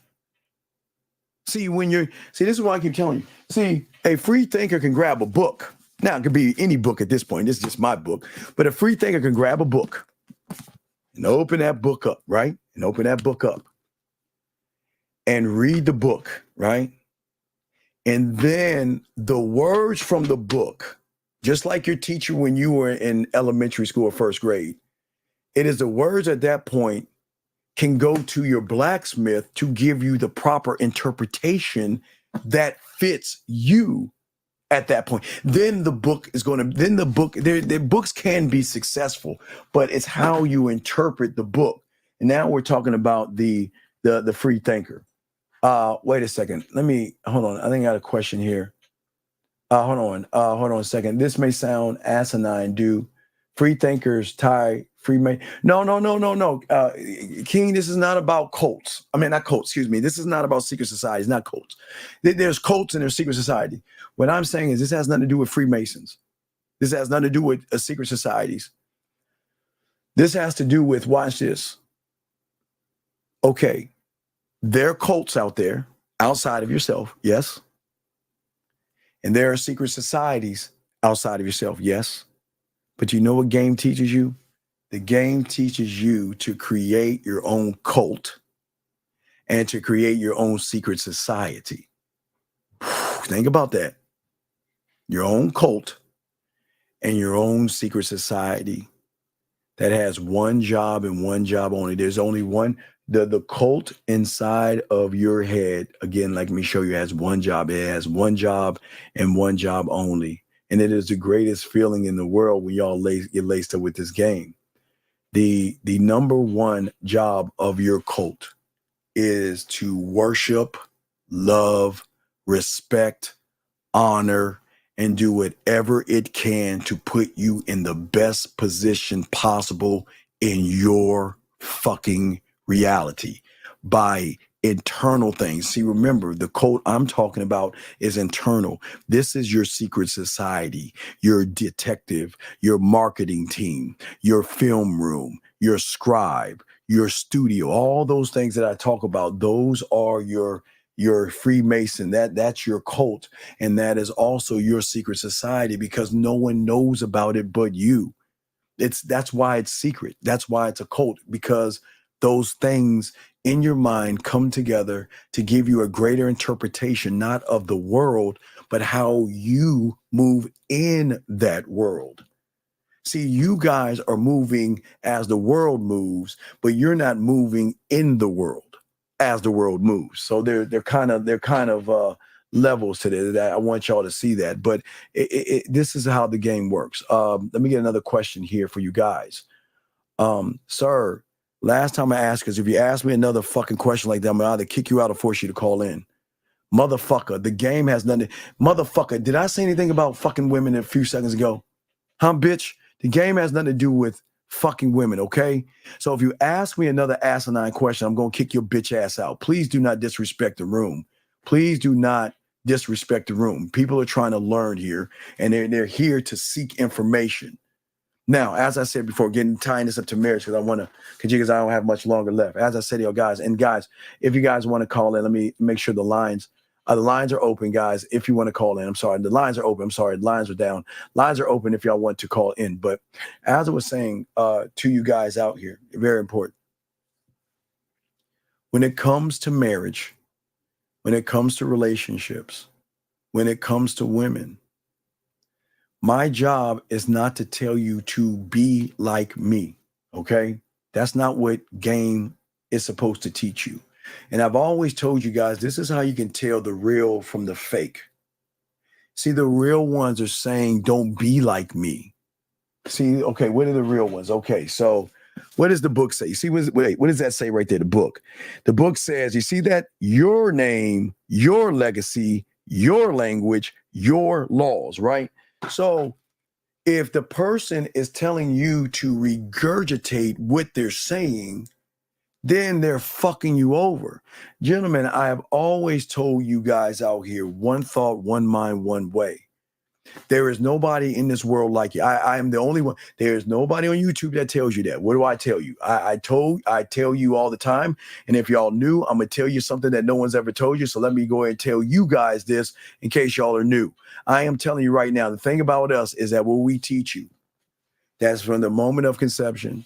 This is what we're teaching you. See that thing that's moving right there? There was no conscious or subconscious. The question is, okay? The question is, and that's the $1 million question, okay? Okay, that's the $1 million question. Okay. What was it that got you to the egg? I don't mean chicken or egg, guys. Fuck y'all with y'all little goof. I know somebody gonna be saying some stupid shit, but what I'm saying is this. I want y'all to think about this. If you didn't have conscious thought and you didn't have a subconscious thought to get to the egg, what was the thing that was actually driving you to the egg, realizing that you were in this great race with your brothers and sisters? Your mother's white cells were murking your brothers and sisters and shit like that.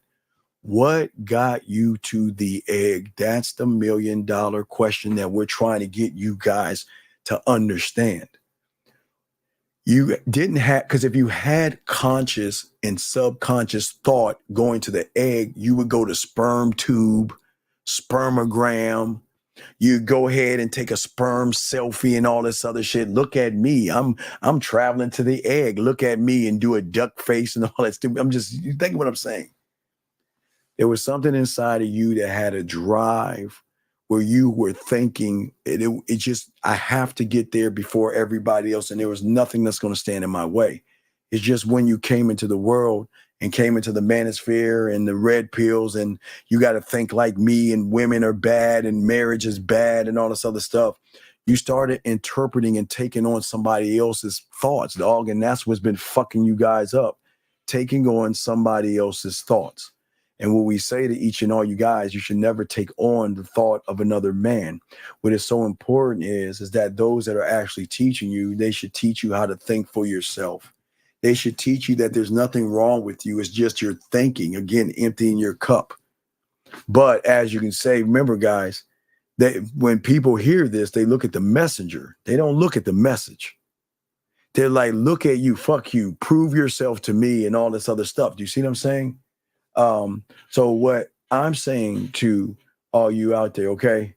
Hey, hey, let me check. I got enough. We all have enough, all us men, but you don't have to have children, but, you'll get that in a second. You'll get that. After, when I get done, I'll see your pathway. But what I'm saying to, you young men out here at the end of the day, for all you young men out here, In order to get out of the prison, one must realize he is actually in a prison. And your ego and self-importance will never allow you to think that you're in anything. You think you're free as fuck, but you're not a free thinker. Okay, a free thinker will never allow a woman to freeze him. As in, I can't move. I don't know how to say anything. I don't know what to ask for. So, and please understand, this is no knock on you, because at the end of the day, and we want to we definitely want to tie all this in. Okay, gentlemen, like we were saying, for all you guys, we appreciate all you guys. We're probably going to kick another 30 minutes, but I do want to say to you guys out here that the moment that you have, now remember, I tell you guys, listen to what I'm saying. Listen to what I'm saying. It is okay. You remember I told you, hey guys, remember I told you the gift, the college thing? Well, I got the, y'all saw me open it up, but I got this I got the box. It's somewhere around. Where's the box at? I thought I threw the box away. I threw the box away, didn't I? Yeah, I threw the box away. I wanted to show y'all. But anyway, what I'm saying to y'all guys is this. Listen, there is nothing wrong with having emotions. Okay? So please don't think that you've got to be cold or callous or anything.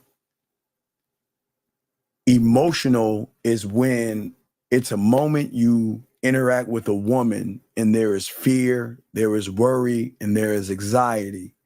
It is at that point you will never look at anything at 50-50 because of what you think and what you feel, if that makes any sense, okay?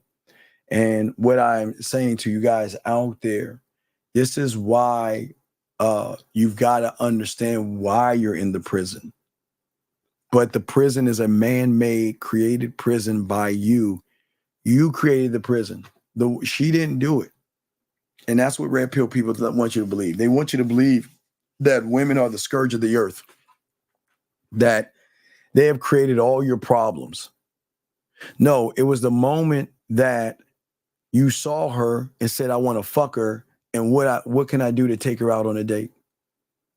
Added on to fears and worries and anxieties and things like that. That's what we're saying, okay? All right, that's what we're saying, okay? All right. The law of zero. Okay, so the law of zero is basically this, young man.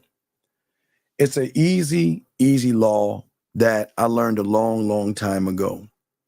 The game is not for everybody, and everybody cannot be a man. Some people have to be ducks and sheep and fucking zebras. That's just the law. That's the law of nature. It's the law of the world. Everybody can't be a man. And law zero states that sometimes you just got to accept what you are. I'll give you a prime example. If you have a person like me trying to help you unlock yourself and help you love yourself, appreciate yourself, and value yourself, but you come on here cussing me out, disrupting the room and saying a bunch of stuff, you're law zero. This isn't for you. This isn't meant for you. You see what I'm saying?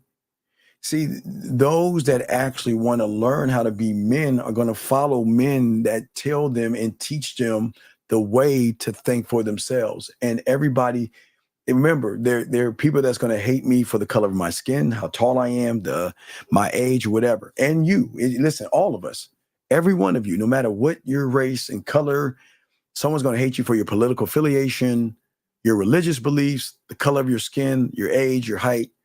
People are going to hate you. That's what we call law zero.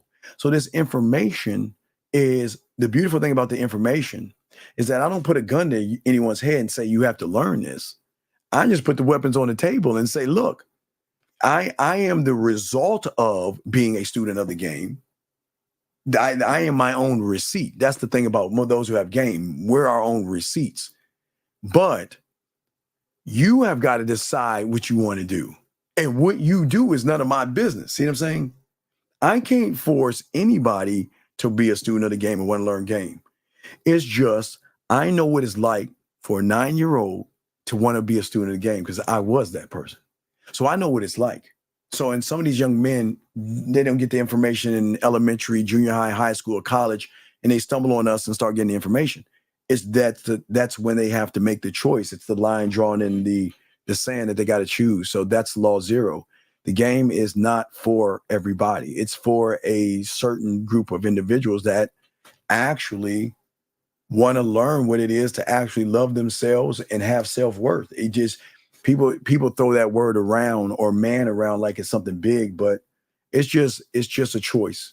Everything is a choice. You choose to be free, you choose to be a prisoner, but it is actually your choice. It has nothing to do with me.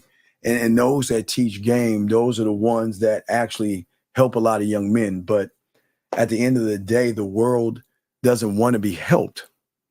So Law Zero, they love being miserable. Misery loves what? Company. Crab in a bucket. The mentality is if I'm bad, like Red Pill and Manosphere, I'm going to bring you down to my level. I don't want you to succeed. Not me saying that, but the mentality of a lot of people are like that. People don't want you to see or see the best in you because the best in you shows the worst in them. Because when people see you growing, they're saying, damn, how the fuck is he growing? I'm still the same motherfucker. I hate him. So I keep telling y'all, and I tell all you guys this, because y'all can ask your questions. We're about to wrap it up soon. But what I say all you guys out here is that it is very lonely what you're learning here. So if you don't want to be lonely, then don't learn this shit. I didn't say alone. You should never feel alone. You'll never feel alone with the game, but it's going to be very lonely. And that's the thing you have got to decide.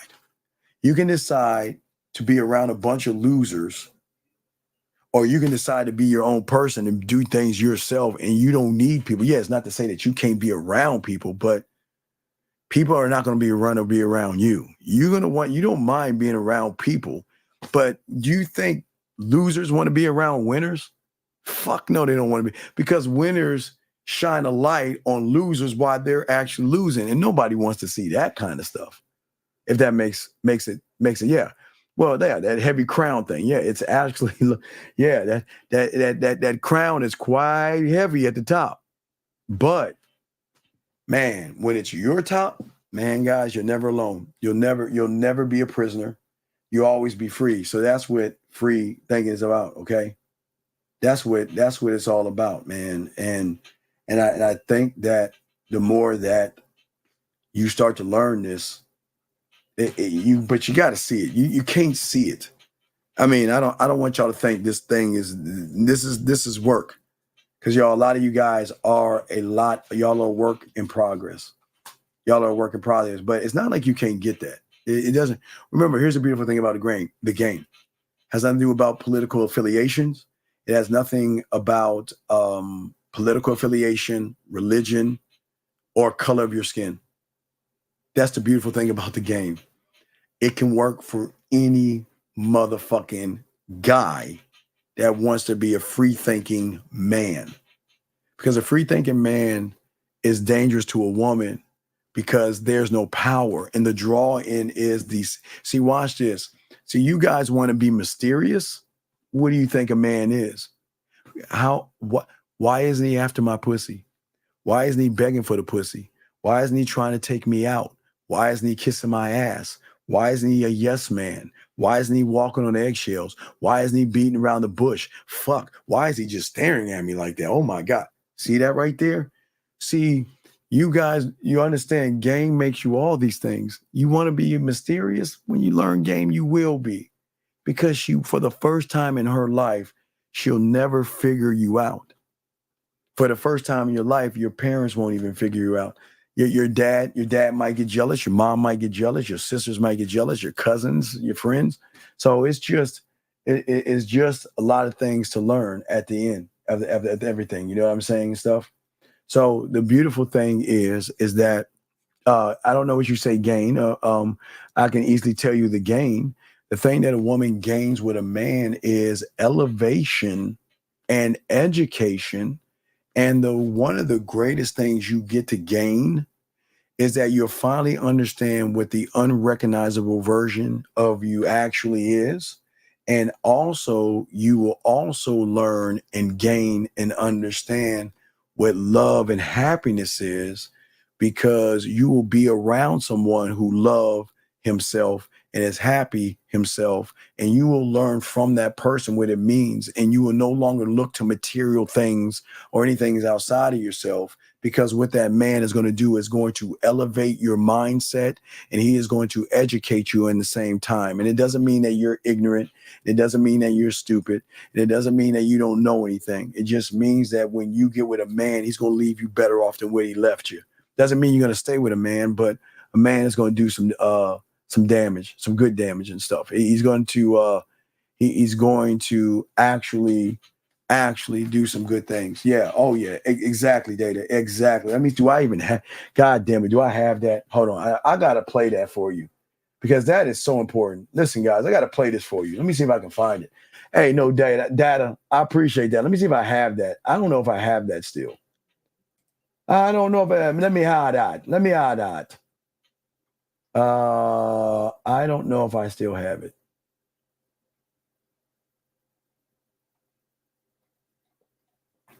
Yeah, I do have. I gotta pull that shit up, but I'll pull it up. Let me see. But guys, you got a question? Guys, if you have a question, go ahead and put a Q. Let me move this light. Oh man, I just dropped my other camera. I knocked it over. All right, well, we're about to wrap it up anyway. So let me see if I can find what we're talking about.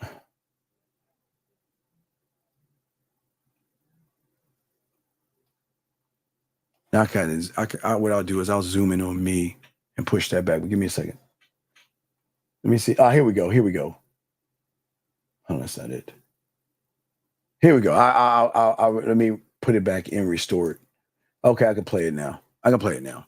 So let me go ahead and play this for you. Here you go, guys. Guys, check this out. Why I adjust my camera. Gentlemen, check this out. Very important, gentlemen. Very important. This is what game is about, guys. This is the strength, power, and wisdom of game. Because game will always recognize what game, son? What is it, GD? 1 second, gentlemen. Then I can go around and fix my camera while y'all watch this. Oh, fuck. I'm looking at the wrong place. Here you go. Here we go. Check this out. See, I've never had an issue with a woman submitting to me. Never. Black woman, Mexican woman, whatever race she is, I never had an issue for a woman submitting to me. And I didn't always have a lot of money. When I first, but what it is the money that attracts, money has always attracted certain kind of women, right? But I wanted my manhood to attract the right kind of woman. I said money have always attracted a certain type of woman, but manhood attracts the right kind of woman, because a man knows that is emasculation. Yeah. That stuff of blaming and trying to say why a woman is this, why she's that, why she listen. I never expect a woman to come ready-made. Never. No. Right? You out there expecting a woman to come ready-made. That's what you expect, right? Because you ain't no man. What you really saying is you so easy to figure out that any woman that comes should know everything about you immediately, because you ain't got nothing to offer. There's nothing heavy about you. There's no footprints about you. I'm so complex that can't no woman just come on the scene and instantly figure me out. You got work to do. You got work to do. How you gonna figure me out like that? Right? Because you're in the presence of what you've never been in the presence of. And without me vocalizing it to you, my actions are showing you and giving you a different point of reference about what a man is. Because see, your point of reference of a man has been dudes that have swooned over you, who you have conquered with your womb. That has been your point of reference of a man. So everybody that you think is a man, you lined them up in the same line. Now here I come and give you a different point of reference. And now everything that you thought you knew, all your empowerment that you thought you had, dissipates. Because lady, you in the presence of a motherfucking man right now. Ooh. That's why I keep trying to tell y'all. That's why Keep trying to tell y'all this game, dog, and this is what we're trying to show y'all. We all have this game locked in. This is the attitude right here. This is not anything disrespectful to a woman or anything like that. It's just game, gentlemen. The thing that we're trying to show you guys out here is that this is why women fuck with us, because they recognize that, look, a woman can't figure out a man. She can't. There's just nothing. If she, again, like you said, if she is figuring you out, then that's the problem. And that's where the game comes in at. And that's where the power of what we're trying to teach you comes in at. Now, guys, you got a question, go ahead and put a Q. We got y'all. Gentlemen, 3 o'clock a.m. we'll be going live. 3 o'clock a.m. Game doesn't sleep. So let me make sure I lock in that time. I want to make sure. I'll tell you. I think it's 3 o'clock. I'm sure it was 3 o'clock. Give me a second here. Give your boy a second here. The time is going to be, gentlemen, time is going to be tonight, tomorrow morning, Friday morning. Give me a second. All right, here we go. It's going to be 3 a.m. 3 a.m. Eastern Standard Time. 3 a.m. East. 3 a.m. East, 2 Central, and Pacific would be 12. Yeah, so it'll be that. Okay. All right. Okay. So we want y'all to know that. So guys, if y'all have a question, y'all, let me see if you got any questions that y'all want to ask.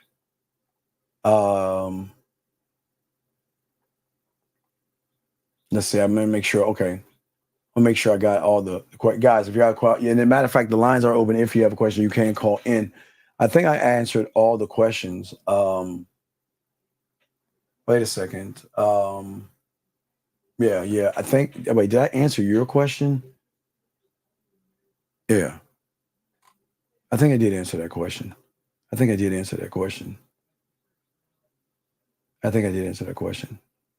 So, but will we say to all of you? Okay, thank you. I didn't know. Yeah. So, but yeah, we're getting close, guys. Gentlemen, soak up this game, guys. Y'all got questions? Go ahead and ask right now. We got you. Gentlemen, start your pathway. Go here, themanmindset@gmail.com. We'll send you the PDF file to look over.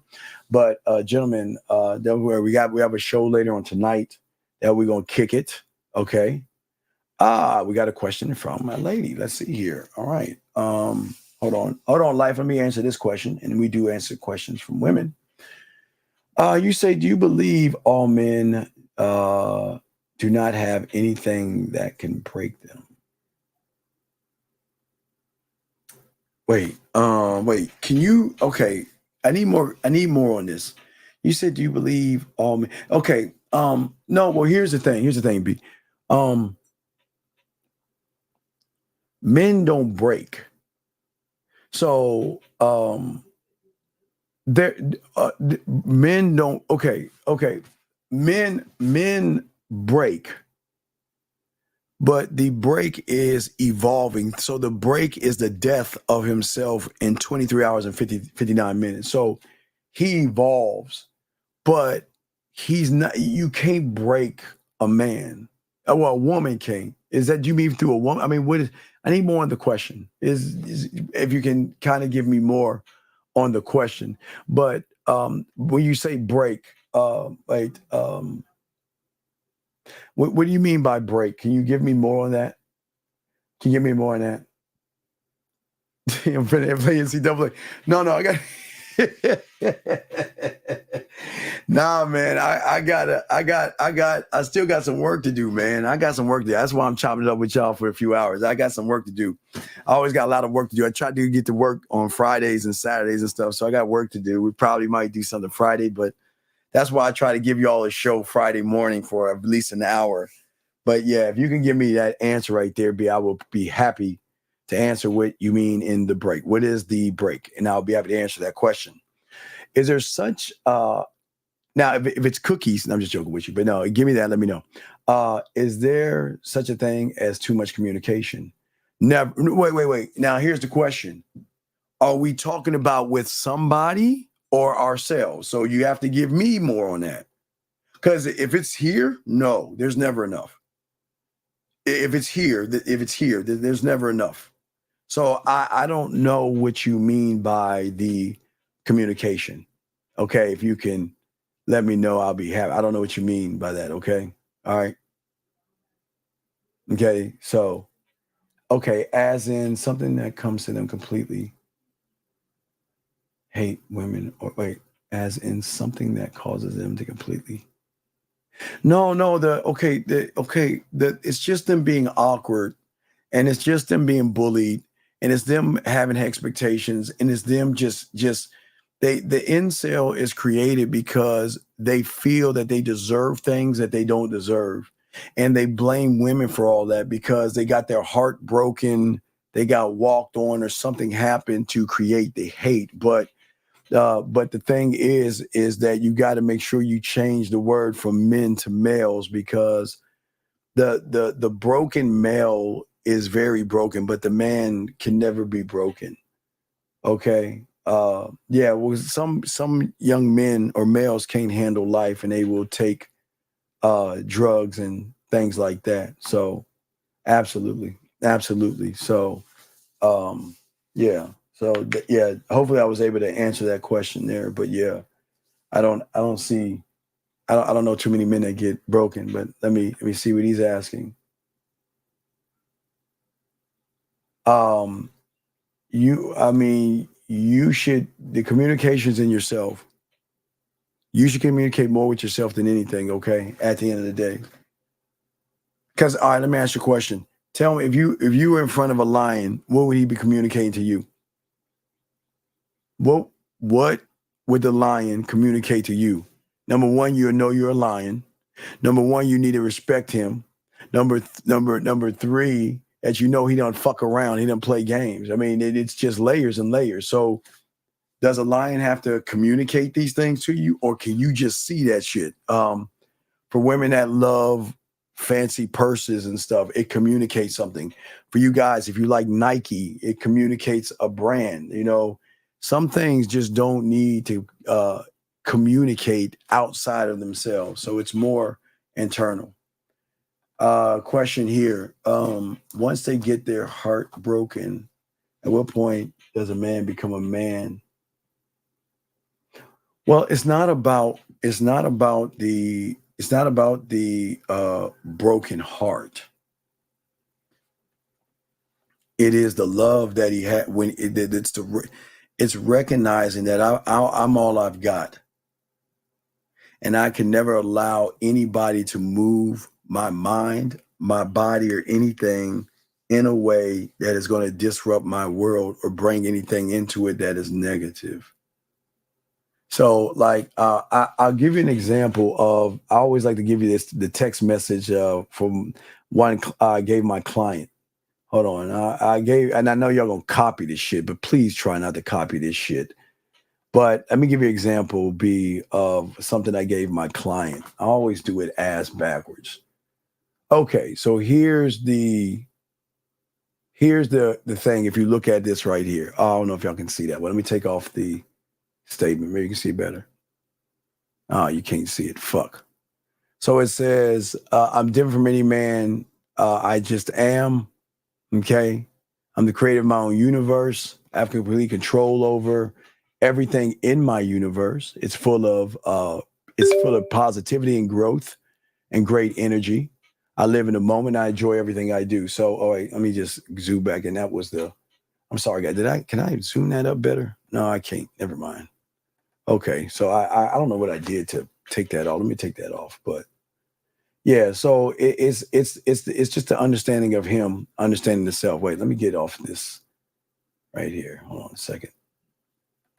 Take that shit out. Bam. All right, there we go. Bam. Oof, that was crazy. I don't know what the fuck happened right there. Guys, if you want to call in one last time, let me make sure the lines are open, gentlemen. Let me open the lines up. Lines are open if you want to call in, gentlemen. Lines are open. If you have a question, we got you real quick. Lines are open now. I had to open them back up. Lines are open, but let me continue the question right here because we're about to wrap it up. Okay, what's the next one? Okay, yes, these questions. You coming in with questions in the paint. You've got 6 minutes, and you ask whatever you want. You got 6 minutes. Have you done a show with the? No. I am doing something bigger with that. The next major thing that I'm working on for you guys has everything to do with it. So I am actually tying that into something major. And this is with your mouthpiece. Oh, I'm tying in something major.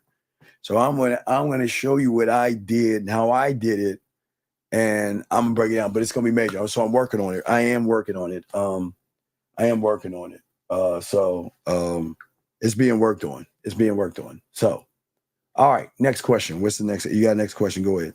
You have questions? Go ahead. Open to women asking questions about men. We got you. Guys, you can ask questions as well. We got you too. We've got 6 minutes, Dougie Freshen you on. And you guys can ask any question that you want. Any question that you want. Let me see what is going on. Let me make sure. Okay, yeah. So gentlemen, the lines are open. If you want to call in, the line is open for all you guys out there. If you want to call in. So yeah, I just want to make sure lines are open. Okay. Yeah. All right. Make sure. Okay. Oh, I missed the call. Oh, wait a second. I missed your call. I don't know why I missed it, but I'll call you back. Hold on. I'll call you back. I see you called, and I don't want you to think I missed your call. Let me see if I can call you. I don't think I can call you. Can I call you? No. You're going to call back 985. I missed your call. I'll try you one more time. I don't know if this is going to work. Let me see. Does it say, oh my God, what the fuck? Really? I mean, not you. Let me see if I can call you. I don't think I can call you. You got to call me. Oh my God. Get the fuck out of here. Oh shit. No, I'm excited about something. Oh my God. What the fuck? Oh, I love this. Oh my God. Oh my Lord, have mercy. Oh, I'm excited. I'm in a good mood. What's your question? Oh my God, I'm in a good mood. Yes. This is awesome. This is fucking awesome. Oh, I'm giddy about something. I'm really, oh man. I'm excited. I'm in a good mood. What's up? What you got? No, I'm saying if you have any, please say, oh, we got more. Okay, hold on. I got more. Wait, I got you. Hold on. Wait. Tell them I said hi. They know who they are. If they're asking. All right, so let's keep going. Hold on a second. Tell them I said hi.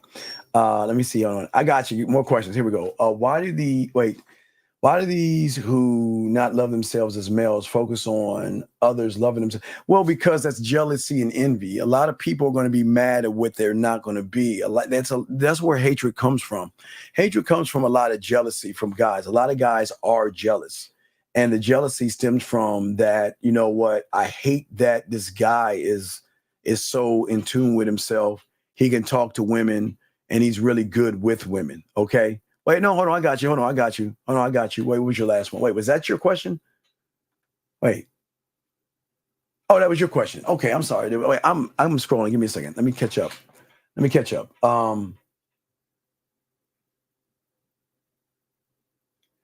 Others loving on them as well. Oh, wait. Oh, so you mean why did they get mad at women? Fuck. Oh, wait. I'm gonna get this straight. Please correct me if I'm wrong. So when guys see men interact with women and the women are laughing, they're having a good time and they're having a great interaction, a lot of guys get mad at that. So think about this, B. A lot of guys got mad at Game Time because they noticed the interaction we were having, but they hated that they couldn't have that same interaction. So if that's the right question, if I'm off on that, but when you're talking to somebody and you chopping it up, oh, they love that shit. Lay says, hey, look, I am Look, Eve, you know, I'm even wearing my cowboy shirt. You can't see it, but this is, you see that? Man, the thing I love about August is not just my birthday, but it's not y'all getting discounts on products or the birthday package. It's not the season of the new women coming in, but we finally get preseason. Oh, we finally get some football. And then Madden drops. So, I mean, it's just, August is great. August hits everything off. Summer's almost done with. We get ready to get into September and shit. And so August, yeah, I can't wait. I can't wait. I look forward to that. I can't wait. Let's hear a question limited. It says, when learning yourself, how do you consistently pinpoint the way you want to move versus the way? Well, okay, because that's the communication. You've got to, by knowing you've got to go out there and keep going past the point of your comfort zone and keep going past that point and keep learning yourself. That's it. Yeah. So, yeah. Why do they take what out? What do you mean? I don't understand. Take what out on women? Well, it's because it's the lack of accountability. It's easy to say women are the point and the fault, but the problem is because they don't know themselves, they get mad at you women for everything. So everything is your problem. Now, I don't think you should be saying that because your bitch ass team, and I say this out of respect, you play my team week number 2. Y'all gonna get your asses beat. Week number 2. Yes. Hey, and the good news for all you guys, unlike you iPhone people, just like the Dallas Cowboys, we are winners. So if y'all want to be winners like the Dallas Cowboys, get rid of your iPhone right now. Come home to Samsung. Come home to Androids, and we welcome you with open arms. I just want to say that to you. If y'all want to be winners like the Dallas Cowboys, I know some of y'all are not. Man, look. You're just mad. I gotta get ready to go. You're mad San Francisco beat y'all. You had them motherfucker. Look, let me tell you something. I was rooting for you motherfuckers because you know what? I got 2 of my boys, Kerry K. Zagan and Mr. 1950, who love the 49ers. And because your fucking whack-ass quarterback couldn't maintain the fucking lead and shit and let them Brock Purdy beat y'all, you fucked everything up. But hey, we'll see you. We'll see you. We ain't worried about you motherfuckers. Question. Here we go. But can you answer why males get mad at women in action that are in college, like younger women who struggle with that? No, well, it's just it's femininity. It all comes down to femininity. Okay. Well, hey, you get a pass, but I ain't talking about you. So step aside, dog. Step the fuck aside. Nobody's talking. You rep us. Just step aside. All right. Anyway, what I'm saying is that for all you get, I know. I'm sorry. I gotta slander. I've never had one. I've never had one in my life. Never. I never would. Hey, gentlemen, the day I say I have an iPhone, just know someone has a gun to me. Call the police. I mean, for some of y'all might want me to get killed anyway, but if I tell you I got a new iPhone, call the SWAT team. But anyway, yeah, I don't know why guys do that. They're just really angry and mad and stuff, okay? Well, yeah. That's what I'm saying. Y'all are not disrespected. Y'all just got a shitty phone. Every time. Wait. Let me show you. Let me show you something. Hold on. Let me see if I can find it. Wait. No, that's not it. Wait. Okay. Yeah. Okay. So, real quick, when you talk to someone that has a Galaxy, when the phone rings and they answer, it's like this.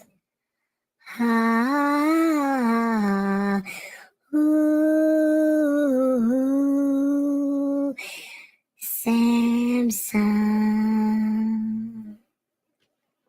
See how beautiful that is? But you get on the phone with someone that has an iPhone. Hello. I'm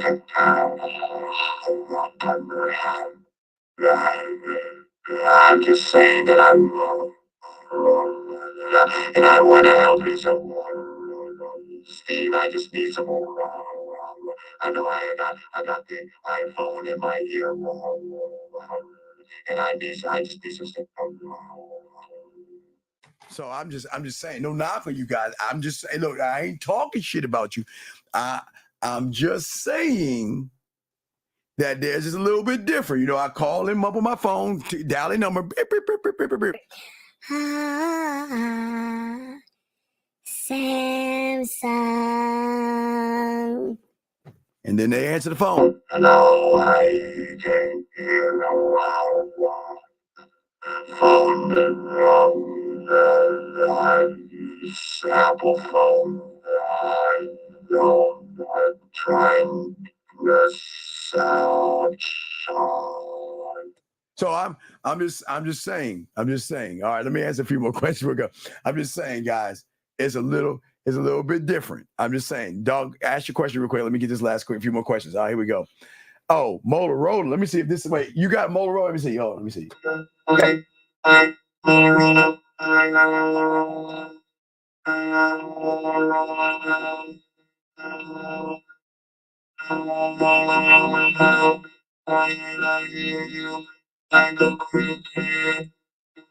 So that's how Motorola phone sounds. I'm telling y'all, when you get a Samsung, you'll understand what I'm talking about. That's how that shit sounds. So I know you got a Motorola, Lee. I know how that shit sound. If I called you, Lee, what's going on, Lee? Steve, I want is a cricket phone. Telling you, Lee. I know, Lee, you my dog, but come on, Lee. I don't know about that Motorola motherfucker. Here we go. What are the positive effects after overcoming anxiety? I had anxiety my whole life. No, okay, B dog. It's not overcoming, it's going past. So you cannot overcome when you don't know who you are. So that anxiety, like a virus, is still going to be tied up into you, big dog. Okay, so I hear what you're saying. You need to get some. Let's talk on the back end, no Giddy, and chop it up because I need to know more about what's going on with you. Okay, all right. No, Richard. No, come on, Richard. Come on. Which one is it? Is it iPhone? Wait, here we go. I got an iPhone. I got an iPhone 15 and it's just an iPhone. Or Motorola.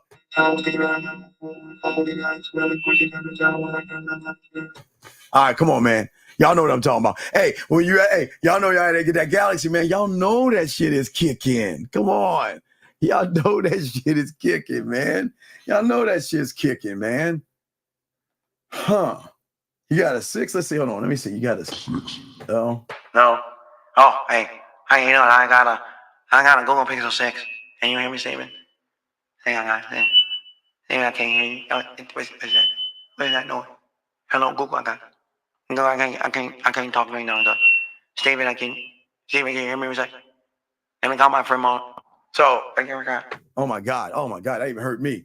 I don't know about that Google phone. I don't know, that shit's down worse than the iPhones and everything. All right.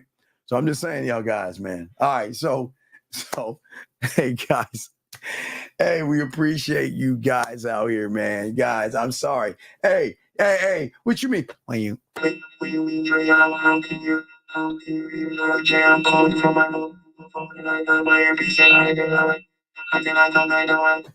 Why do you guys think I tell you to take your phones and point them towards Mecca? I'm sorry. I don't understand what you mean by the phone. Hello, I got a new iPhone. I don't understand why you, Steve. Fuck you, Steve, you fucking mother. I can't stand your motherfucker. I got the fucking die, motherfucker. All right, so let's see here. Let's get this. All right, so come on, Dick. Wait. Is this what's my good side? Is it this side? Oh, wait. Is it this side? No. Oh, wait. Wait. Let me show you you see wait. You see that right there? Hold on. Fuck. You see that right there? You see that right? Like shit. I can't. Fuck. I can't show you. I'm sorry. It might hurt your eyes with the iPhone, but anyway. No. It's listen. Now, Vince. Y'all dogged out Russell Wilson, but I understand what you're saying. Now, look, it's not. Hold on. Yeah, I play NCAA, motherfucker. You got, hey, dog, hold up, dog.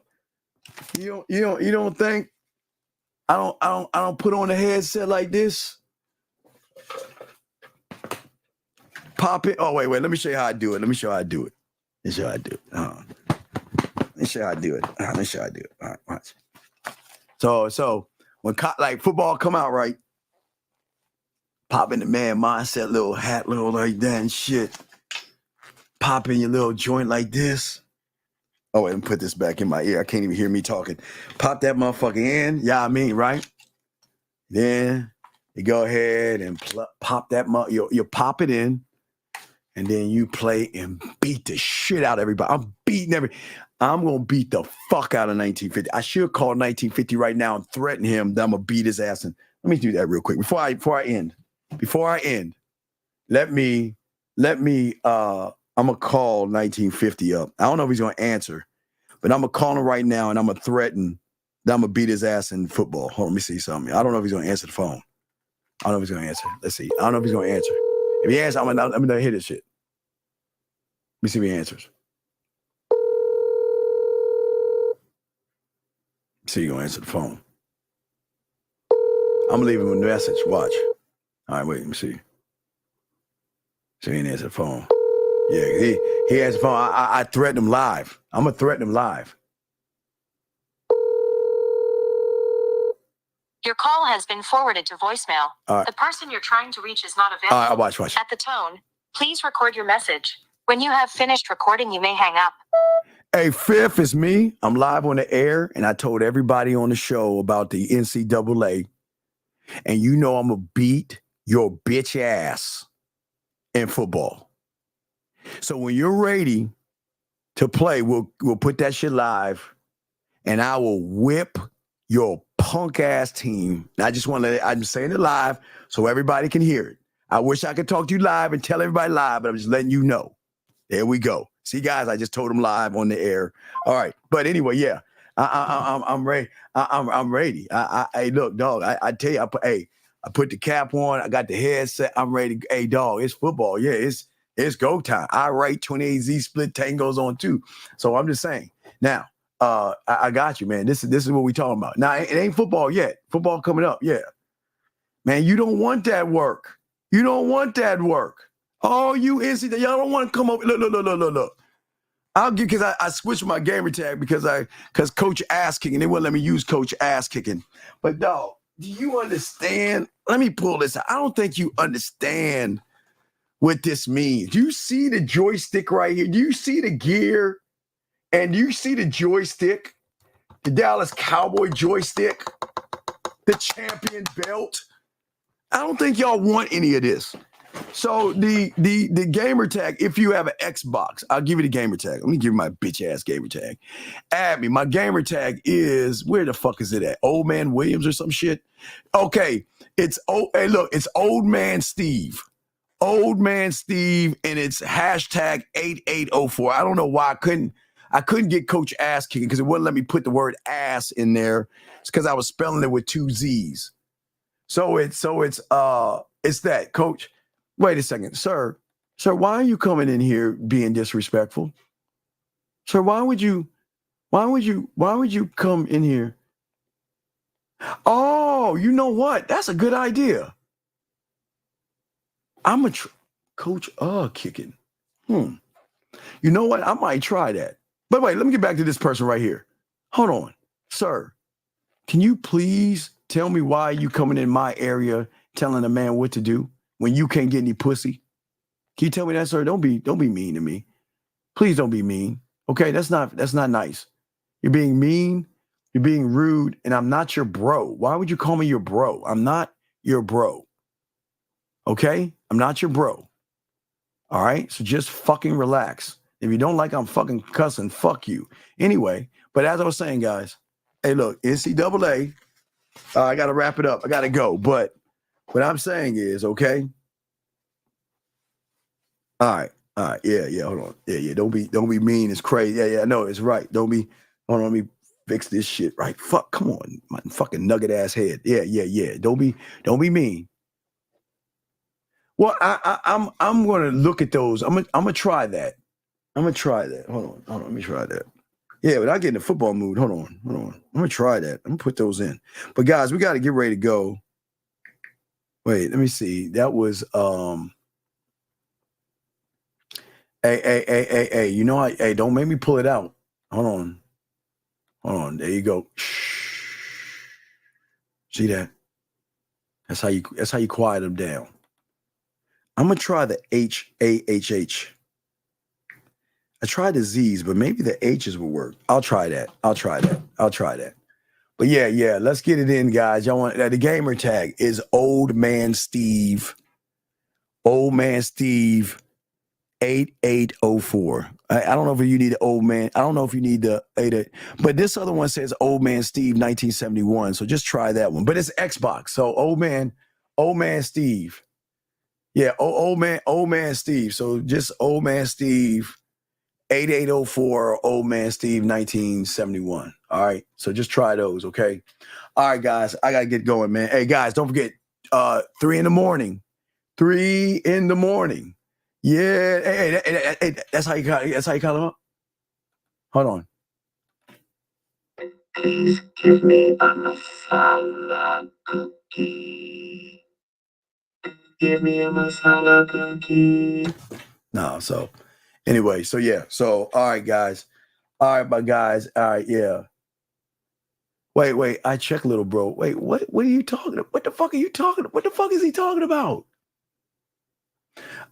Sir, you gotta just hit us on the back end, No Diddy, the man mindset at gmail.com, dog, and get your pathway. We'll chop it up. But anyway, guys, 3 in the morning, guys. We'll chop it up for an hour. 3 in the morning, guys. Soak up this game. Appreciate you guys. Let us leave. I guess, should we leave with Dougie Fresh? Let's leave with Dougie Fresh today. It's been a while since we did Dougie. Dougie, holla at it. We out. Yo, what's up, y'all? This is Doug E. Fresh. And I want you to know, without a shadow of a doubt, this is what it's all about. You're listening to the manmindset.com. Dating help for men with your host, Steve the Dean Williams, as we go a little something like this. Hit it. The man mindset.